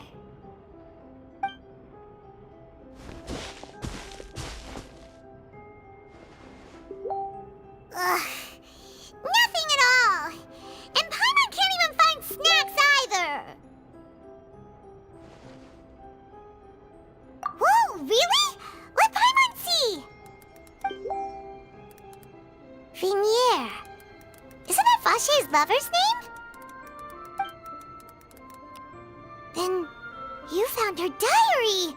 Let's see. Aw, it's just a normal diary chronicling their love story. She was so sweet, too. Oh, Paimon feels even worse for her now. So many! A whole page's worth! But they're all crossed out. Was she unhappy with all of them? The final name she decided on was... Marcel. Wait, but Marcel's pretty old. Has this case been going on for so long that he's Vache and Venier's grown son?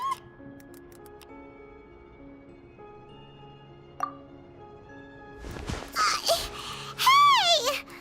Paimon still hasn't figured it out yet.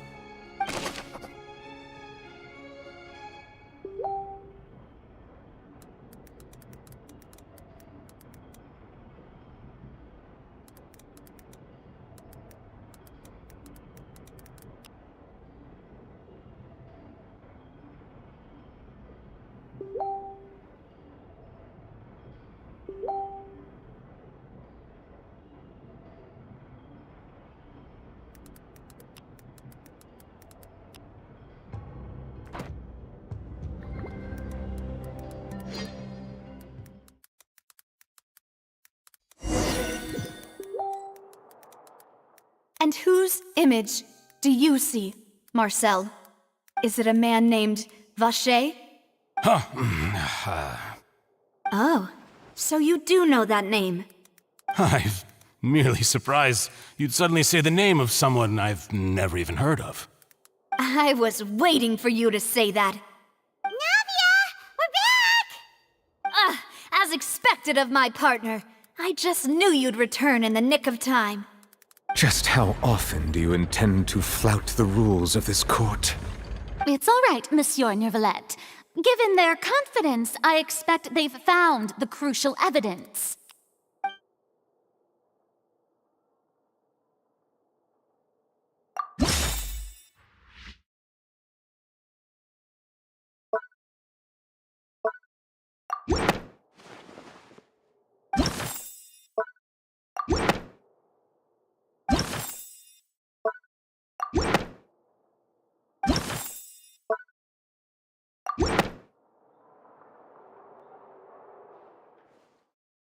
But the truth of it, Marcel, is that you've always been Vache.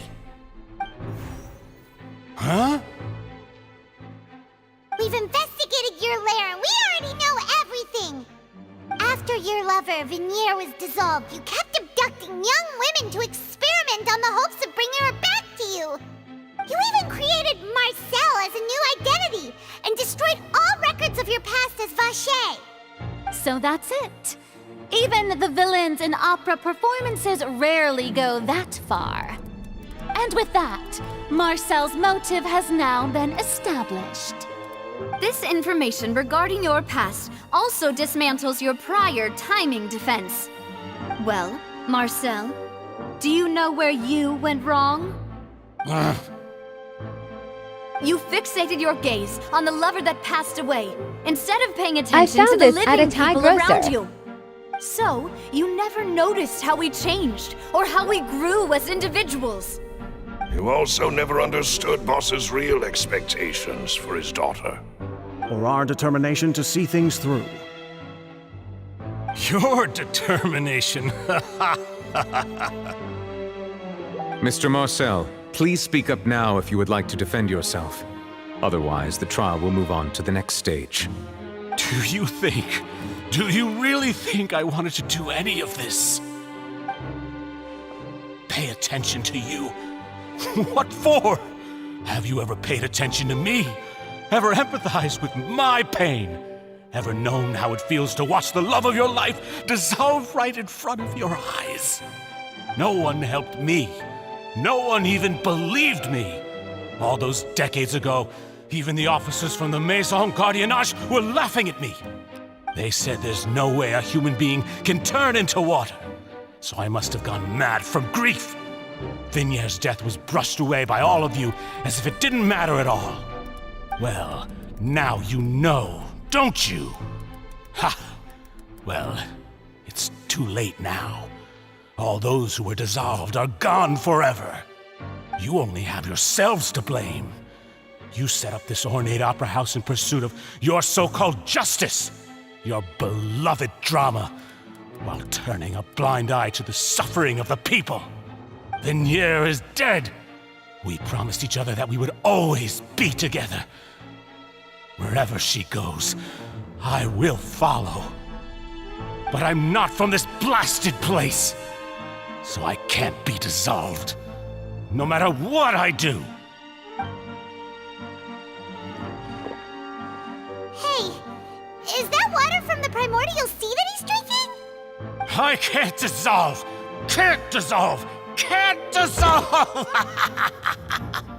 Do you all see? I can't go, I can't follow. So if I can't go where she is, what choice do I have but to try to bring her back? I did all of that, and in the end, that accursed Callus still got the better of me. I spent my entire life living on pins and needles, only to get stabbed by his idiot daughter at the very end.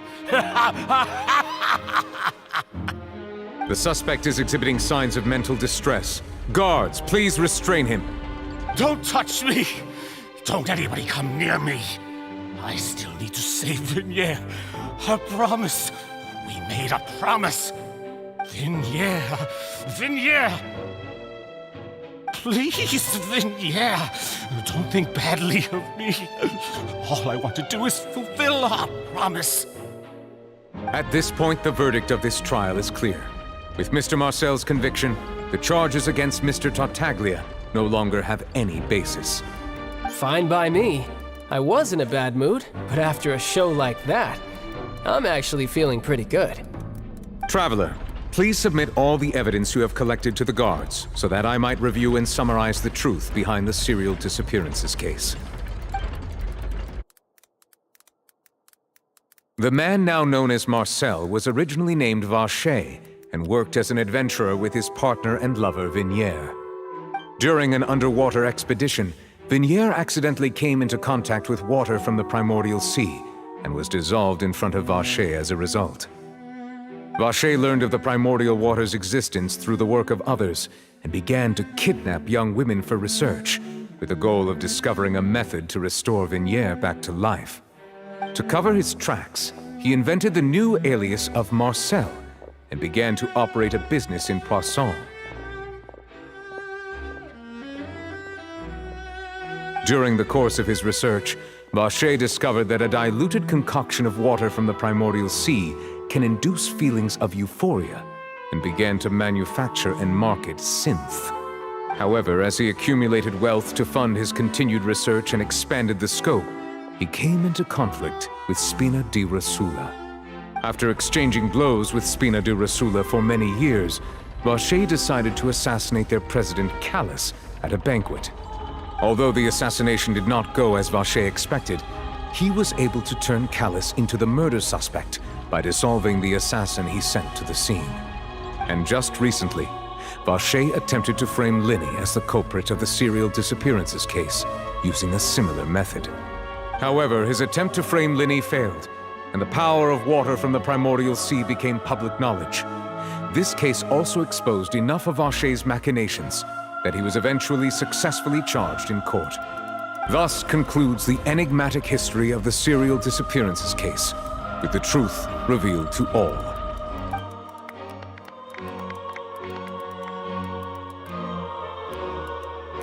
The Oratrice will now deliver the final verdict regarding the charges against Mr. Vacher.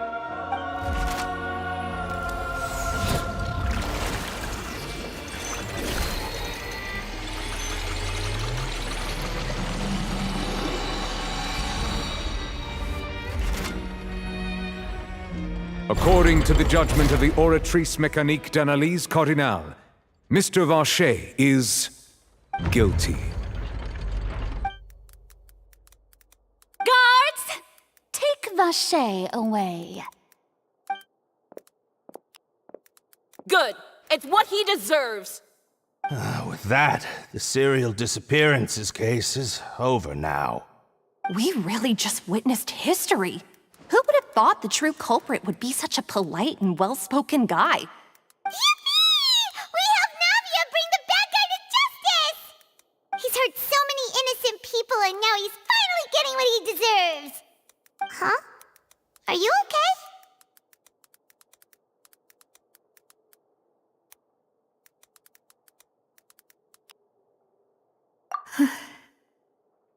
Demoiselle, you were absolutely brilliant.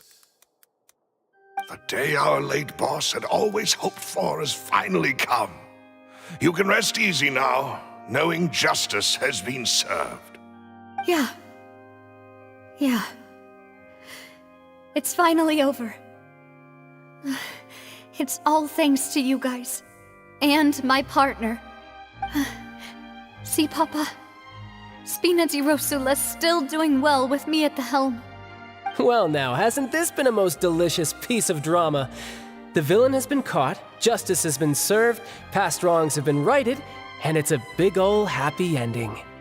Since it's been such a great show, I'll just let the false accusations against me slide. Either way, I've still got some business to attend to, so if you'll excuse me... Please wait just one moment, Mr. Tartaglia. What now? None of this has anything to do with me. According to court protocol, since this trial was initiated due to a charge against you, a verdict must also be made regarding the initial charge before the trial can conclude. Oh, come on. Is this really necessary? Haven't you already caught the real criminal? Isn't it time for side characters like me to exit stage left? Please respect the laws of Fontaine. This has always been the rule. All right, but this sure is a lot of hassle. All I need to do is stand over there, right? Let's just get this over with. Through evidence presented in the public trial that was just held, it has been established that Mr. Tartaglia has no direct connection to the serial disappearances case. The guilty party has been identified, and thus it is logical to suppose Mr. Tartaglia is innocent of the charges. We now turn to the Oratrice Mécanique d'Analyse Cardinale to render the final verdict on the charges.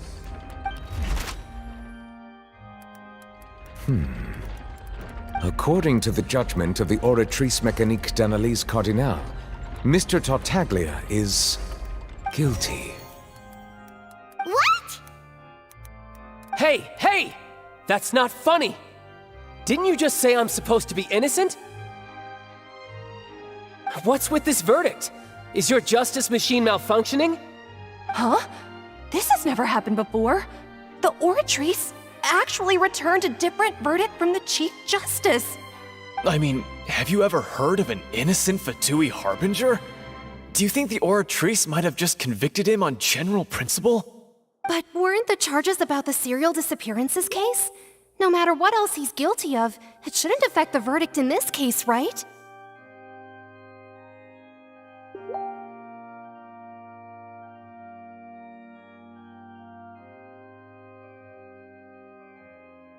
The judgment of the Oratrice Mécanique d'Analyse Cardinal is, by law, the final verdict of the court. We must accept the guilty verdict. Guards, please take the suspect into custody per court protocol.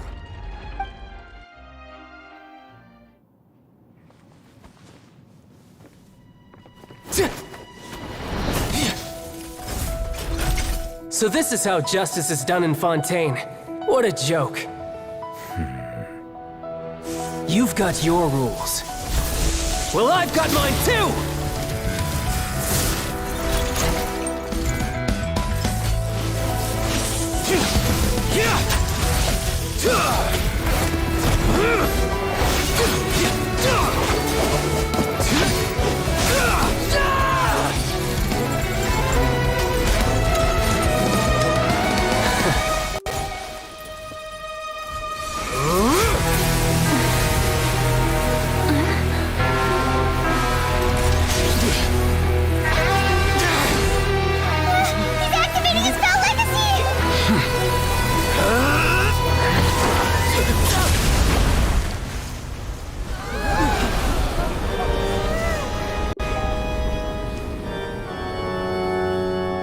I am sorry. If you have been wronged, we will find the truth. But the rules of the court must be upheld.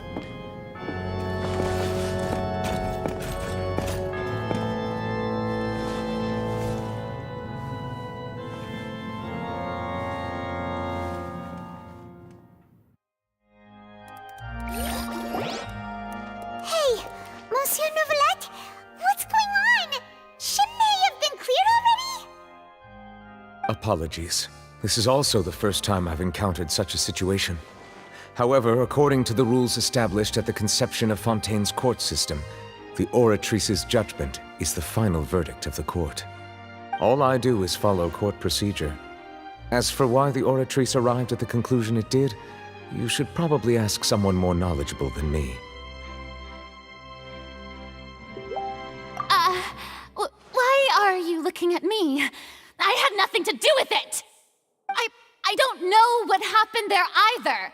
Hey, stop staring at me! What does Lady Farina mean by that?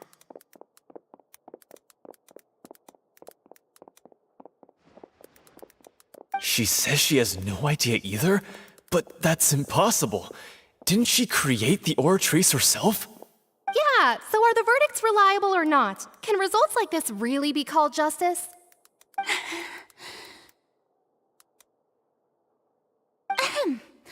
My dearest citizens, did you really think we'd allow an incorrect verdict to be handed out in this court? Did you really believe that the judgment could be mistaken or be the result of some sort of random mishap? Don't tell me you thought even I had been blindsided by the Oratrice's result. But the way she looked just now, it was pretty obvious she had no idea what was going on. However, given the state of things, I shall give you an explanation. Everything that just took place, including my supposed shock and bafflement, was a part of an elaborate performance, with every action meant to stir up drama and excitement. And, of course, for every performance there is a script. Everything has unfolded exactly as I expected from the very beginning. As the embodiment of the very concept of justice, the Oratrice shall never render an arbitrary judgment! If you thought Child had nothing to do with the serial disappearances case, it is only because you've been blinded by the superficial appearance of innocence. Everything he's done, not to mention the danger he poses, are beyond ordinary comprehension and completely unforgivable!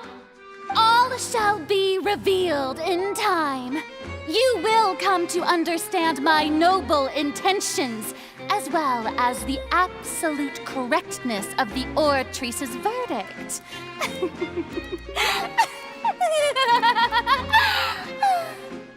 Now, having said that, although I hate to leave things hanging in suspense, it is now time for this performance to end. As the lead actress, I shall be the first to take my leave. Toodaloo! So she chose to make her escape after all, did she? So you're saying we shouldn't put much stock into what she just said? She probably just put on that performance to save face. As for the truth, it's unlikely that she actually has any idea. However, please be assured that I will continue to investigate this case in a personal capacity. Just as I promised, if the judgment has been incorrect, we will do our utmost to clear his name. All right. Even though we feel pretty badly for him, we'll take your word for it for now. After all, he's done plenty of bad stuff, so he should have known he'd go to prison someday, right?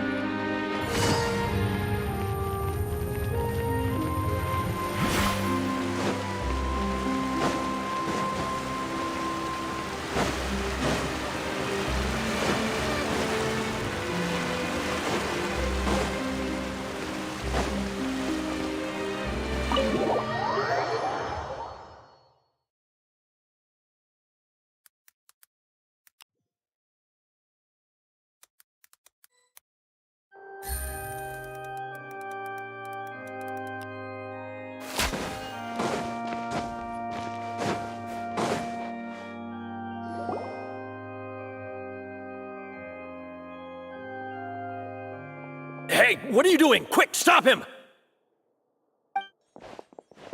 Traveler! Hey! Traveler! Marcel! What are you doing over here? Stop resisting arrest! Cease, or we'll add another charge to the list. No, wait! I just want to ask the Traveler something. I'm not looking to run away. Please, just let me ask this one small thing. Go on. Thank you. I was being led away when I finally realized something. Where did you first hear the name Vache? I erased all records of that name. So, unless... Are you still trying to prove your innocence? Give it up, you've already been convicted.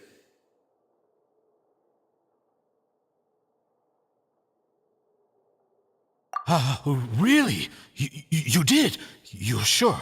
You met her? But how could that be? How did you manage to do it? The Fountain of Lucine? Then she's been so close to me all along. And I just never... Please give me a chance to talk to her again. Just let the Traveler take me to the fountain to see her one last time. This is the last request I'll ever make in my life. You can do whatever you want to me afterwards. I don't care. What? Give an inch and you want to take a mile? Do you think serial killers get to make requests like that? Paimon agrees. Why should we give him what he wants when he's only done a ton of super terrible things? This request, is it worth as much to you as your life? Of course! Wait, no. It's worth even more than my life. Humans. Will they betray the instinct to live just to satisfy spiritual needs? Very well. I will grant your request. Your Honor, I fear that... I will go with him. You do not need to worry about any escape. In that case, I shall leave him in your most capable hands, Chief Justice. Thank you, Your Honor.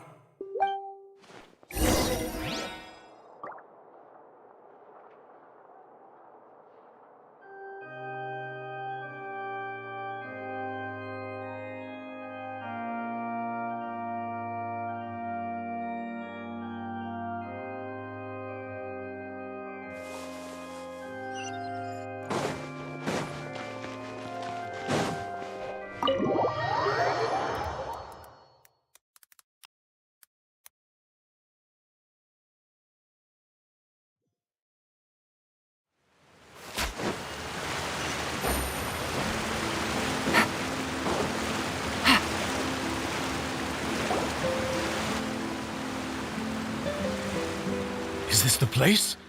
You said she's here, but what do I need to do to see her?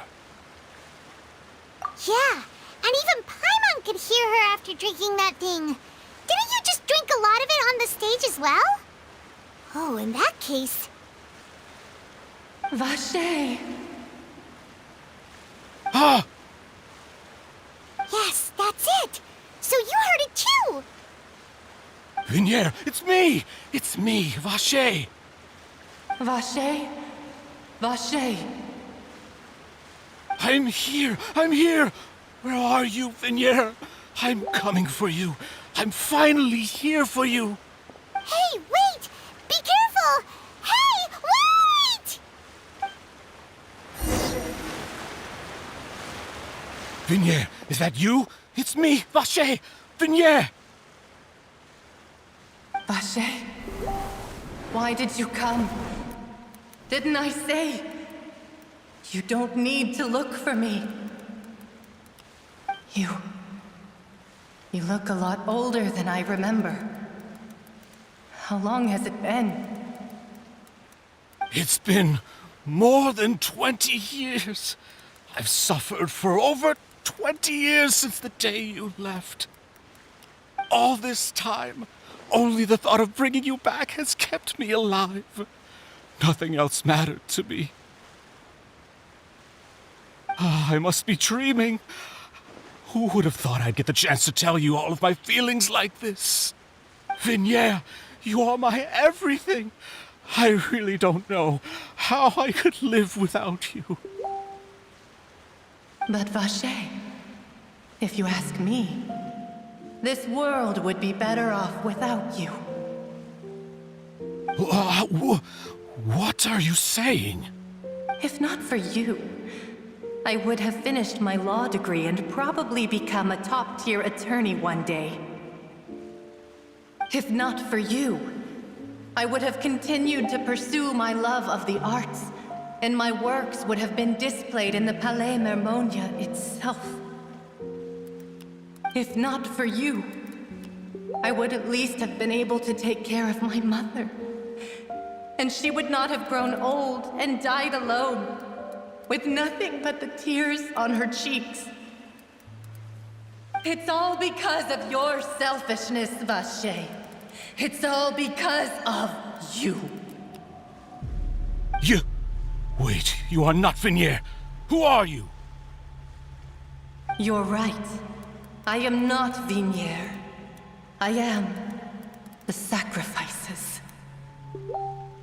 Every woman who died by your hand, as our bodies dissolved, our consciousnesses flowed back to the primordial sea. Our thoughts circulated endlessly within the primordial sea, and we were no longer individuals, but we became one, just as streams of water come together in the sea. I'm Cressy. I'm Lemony. I'm Azine. The only one I am not is Yesteryear.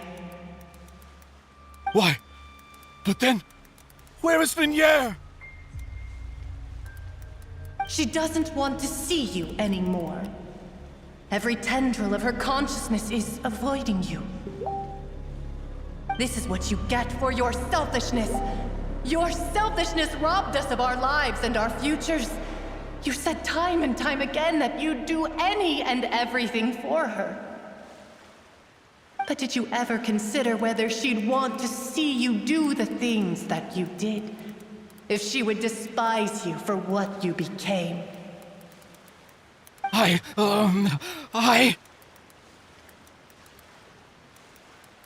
You are a liar, a heartless murderer, and a cowardly narcissist.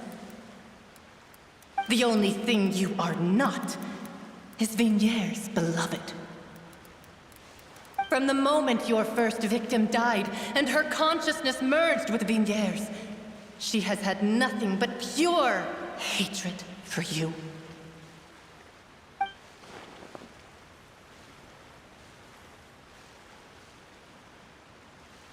No! Yesteryear! She can't hate me. Let me see her, please. Have mercy. You still don't understand. When I said don't look for me, that came from the real Yesteryear. She really doesn't want to see you anymore. But on top of that, she also said that because it's her final drop of pity for you. She said that because she knew that if you did come here, we will show no mercy to you.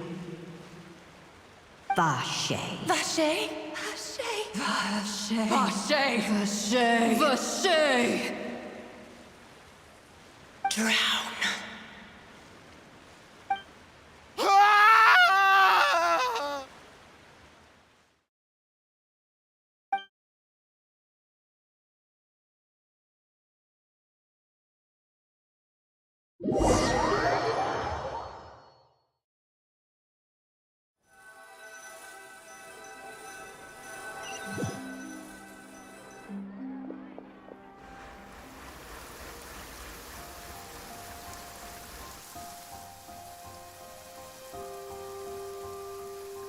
Finally, we have some time to do shopping. Gosh, it's really been a long time since we've been able to relax. Well met, partner. I knew something great was going to happen when I woke up in such a good mood today. Even this weather can't put a damper on the demoiselle's mood. It's a pleasure to see you both again. Oh, hey, Navia! It's been a few days. Paimon's already started to miss you. Oh, now that I believe. I'm easy to work with and always bring home the bacon. Who wouldn't treasure having a partner like me? Sounds like you're really enjoying life these days, Navia. What have you been busy with since the trial? It's just been one thing after the other. I've been making non-stop trips between Poisson and the courts in Sen. Everyone from Spina di Rosula organized a memorial for my father. We never held a memorial when he first died, since everyone knew that even if we held one back then, no one was going to come. This time, though, everyone in Poisson, and even many people from the court, all attended.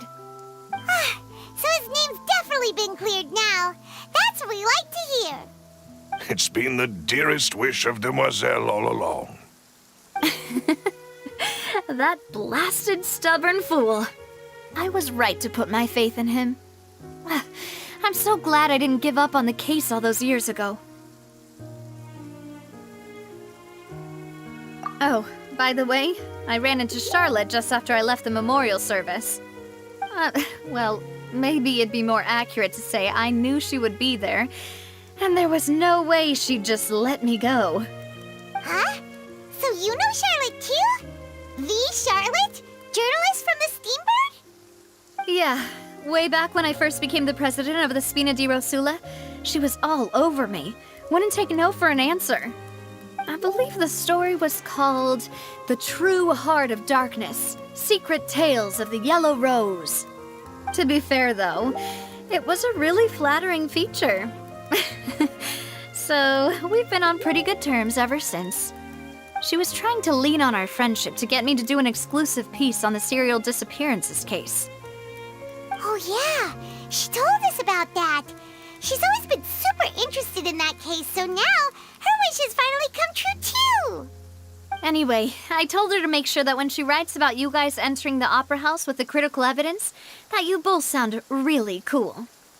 Now that's another thing to look forward to. We trust Charlotte's skills with a pen for sure. Oh, and in other news, I also took Clarand out for a meal. Oh, are you two on better terms now?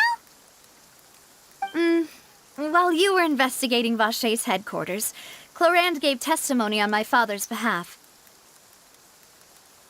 It was thanks to her that we were able to turn the tide. I wanted to thank her. I mean, there's also no point in being awkward all the time, so we took the chance to reconcile with each other. Oh, that's great. Paimon also thought Clarand wasn't actually a bad person. It's always good to have more friends. Anyway, now that the case has finally been solved, perhaps it will slowly begin to fade from the public consciousness. Oh, actually, there's still one last thing I need to do. What is it? I should pay a visit to my father's grave and tell him the truth of what happened, as well as how it all ended. And on top of that, just how much people still look up to him to this day. That includes me, too. Miss Navia.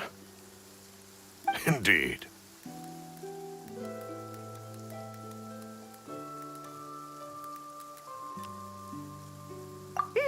We want to go too! We also think Callus is a really admirable person. Sure thing. I'd like you two to share the moment with me. After all, without you, there might not have been such a positive ending.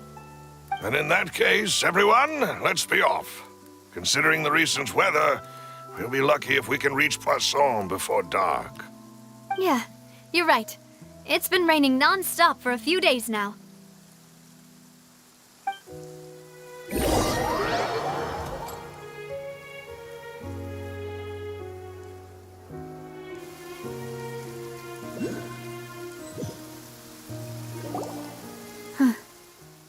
This is where my father's grave is.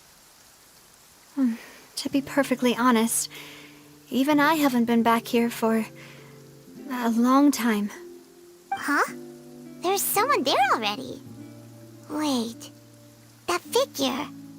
It can't be... Hmm? Isn't that Nervalette? Why would the Chief Justice be here? Huh? Navia?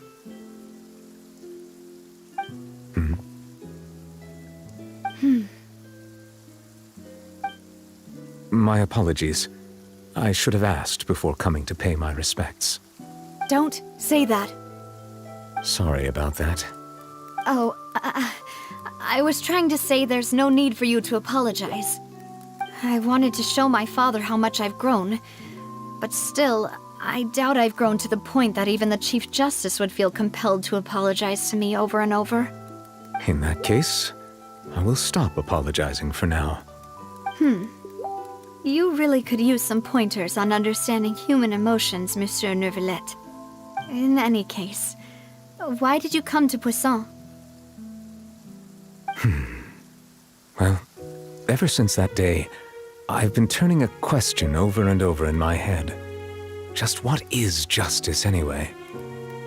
There was once a time when I didn't want to believe that there could be anything more important to humans than life itself. Oh, rather than that, it's probably more truthful to say I didn't believe humans were capable of resisting the most basic instinct of living things. That they could rebel against their own nature, or consider certain things to be more important than their own lives. Which is also why I didn't stop your father from beginning that fateful duel. I believed that a truly innocent man would never throw away his life like that. That there was nothing, should have been nothing more important than one's own continued survival. But Mr. Callus proved me utterly and decisively wrong. If not for his sacrifice, the serial disappearances case would have remained unsolved to this day. Mr. Callus made the choice he did for his daughter, for his associates, and for many people completely unrelated to him. And in the end, from a certain perspective, one could say that he did it all for the sake of justice. A justice that's higher than life itself. So, you asked me why I came here. I just wanted to say my apologies to Mr. Callus in person. I should have noticed all of this much sooner. This regret has filled me with a sadness that has haunted me for days. That high and mighty chair in the opera Epiclese indeed insulates one from many important things. Spina di Rosula, thank you so much for your hard work and perseverance. I'm sorry for being mad at you before. So, you're actually one of those types that's cold on the outside, but pretty thoughtful on the inside, huh? That reminds me of Silver, one of my guys. Sorry about that. Self-expression is not one of my strong suits. Didn't I just say you don't need to apologize? Ah, so Navia and Neuvillette seem to have made their peace as well. Let's not disturb them for now. We can wait till after they're done.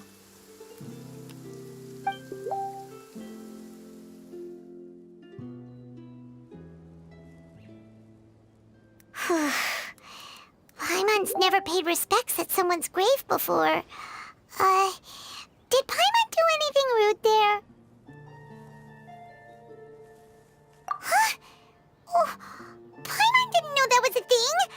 But Paimon doesn't know what she would do if she can't fly. Oh no. Paimon hopes Miss Navia won't be too mad. Anyway, Neuvillette is still standing around there. It's not often that we can catch him alone like this, so why don't we go talk to him for a bit? If we can't talk to Lady Farina, we can at least talk to him, right?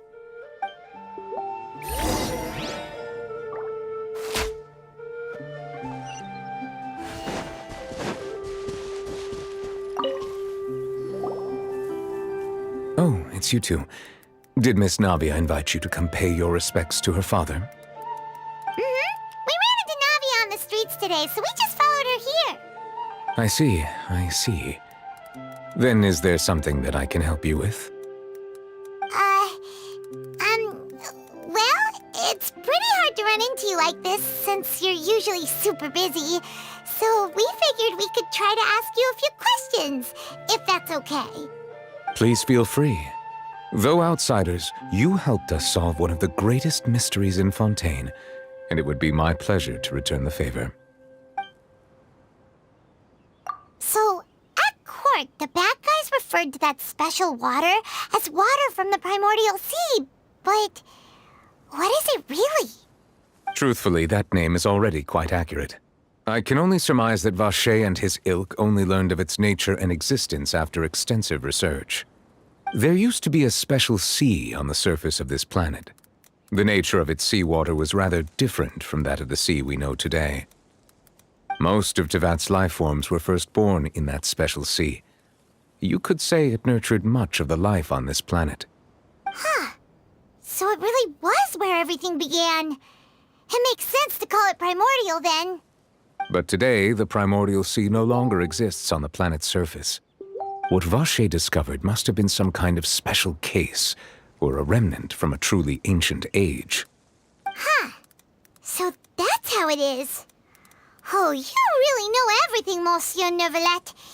But if that's the case, then why would people, At least people from Fontaine dissolve in that kind of water. Indeed. Why would the primordial sea, which was known to engender and nurture life, suddenly reverse itself and devour life instead? To be frank, that also doesn't match my understanding of this world and its laws. There must still be some unknown secrets around the people of this land. Is there anything else you'd like to ask me about? Your sibling, another blonde-haired traveler. I'm sorry, but I've never seen anyone who matches that description. If she ever stepped foot in Fontaine, I'm sure she followed our laws to the letter and had no reason to appear on the stage of the opera Epiclese. Is there anything else you'd like to ask me about? That the sea levels will rise and everyone will be dissolved in water, leaving Farina crying alone on her throne, but the sins of the people will be finally washed away for good. Does that appropriately summarize the version you've heard? That's right! It was Linny that told us back then. And that about covers all the main points. Yes, up to the present, I think we reached a point where we have no choice but to confront this prophecy directly. Rumors have it that this prophecy is rooted in the last words the former Hydro Archon left to the world before she passed away. A prophecy?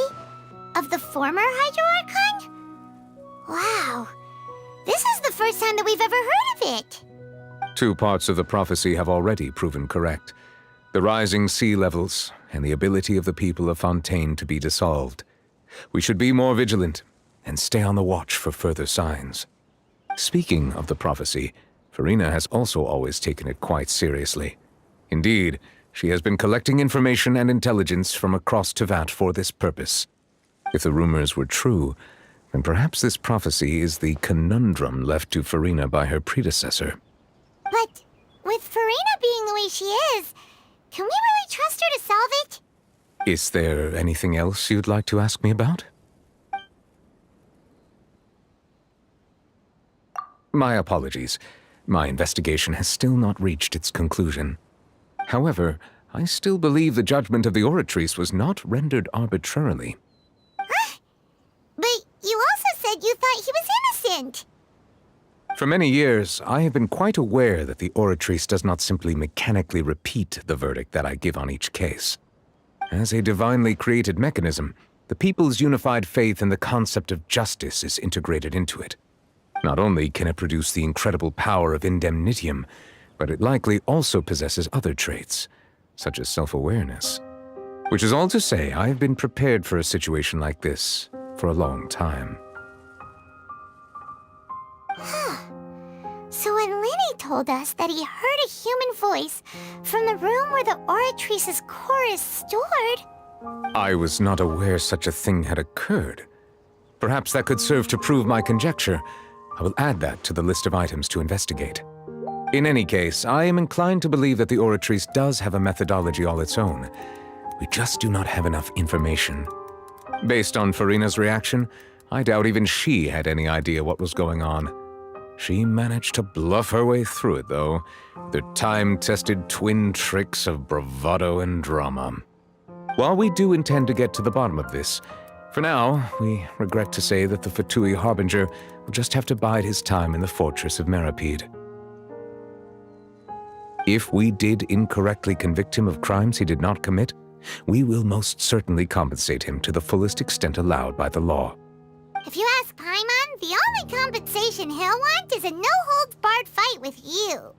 Is there anything else you'd like to ask me about?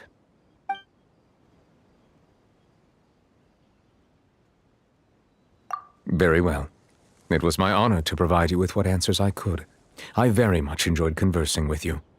It will soon be time for me to leave this blissful tranquility behind and return to Palais Memoria. You really are super busy, Monsieur Neuvillette. Paimon thought you only came here to pay your respects today because you had the day off. Crime and villainy do not have the day off, and so justice must work around the clock as well.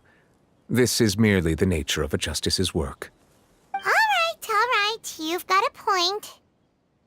Huh? Paimon just noticed that the rain has stopped.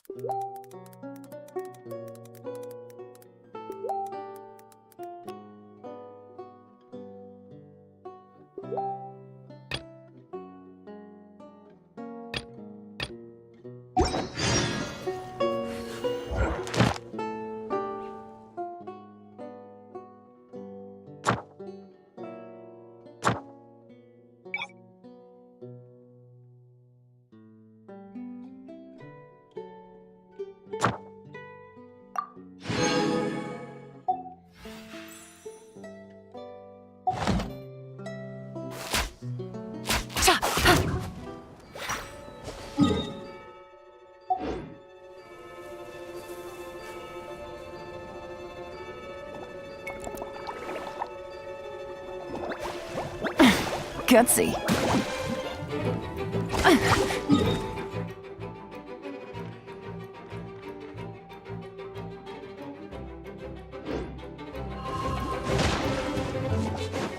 Take it easy. Ha.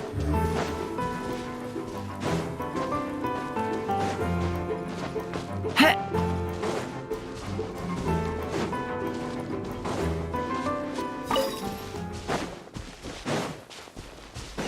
Take it easy.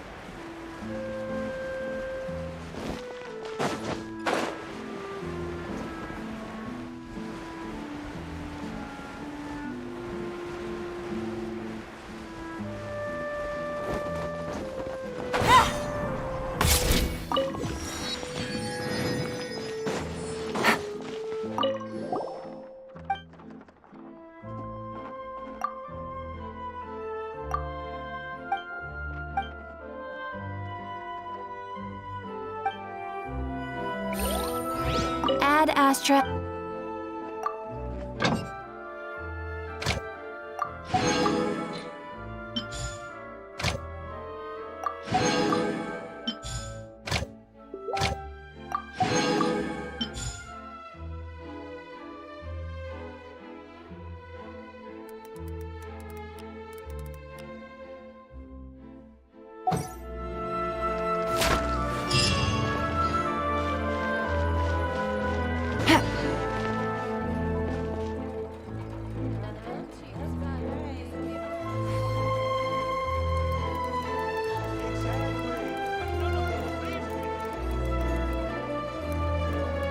Time itself is a silent song.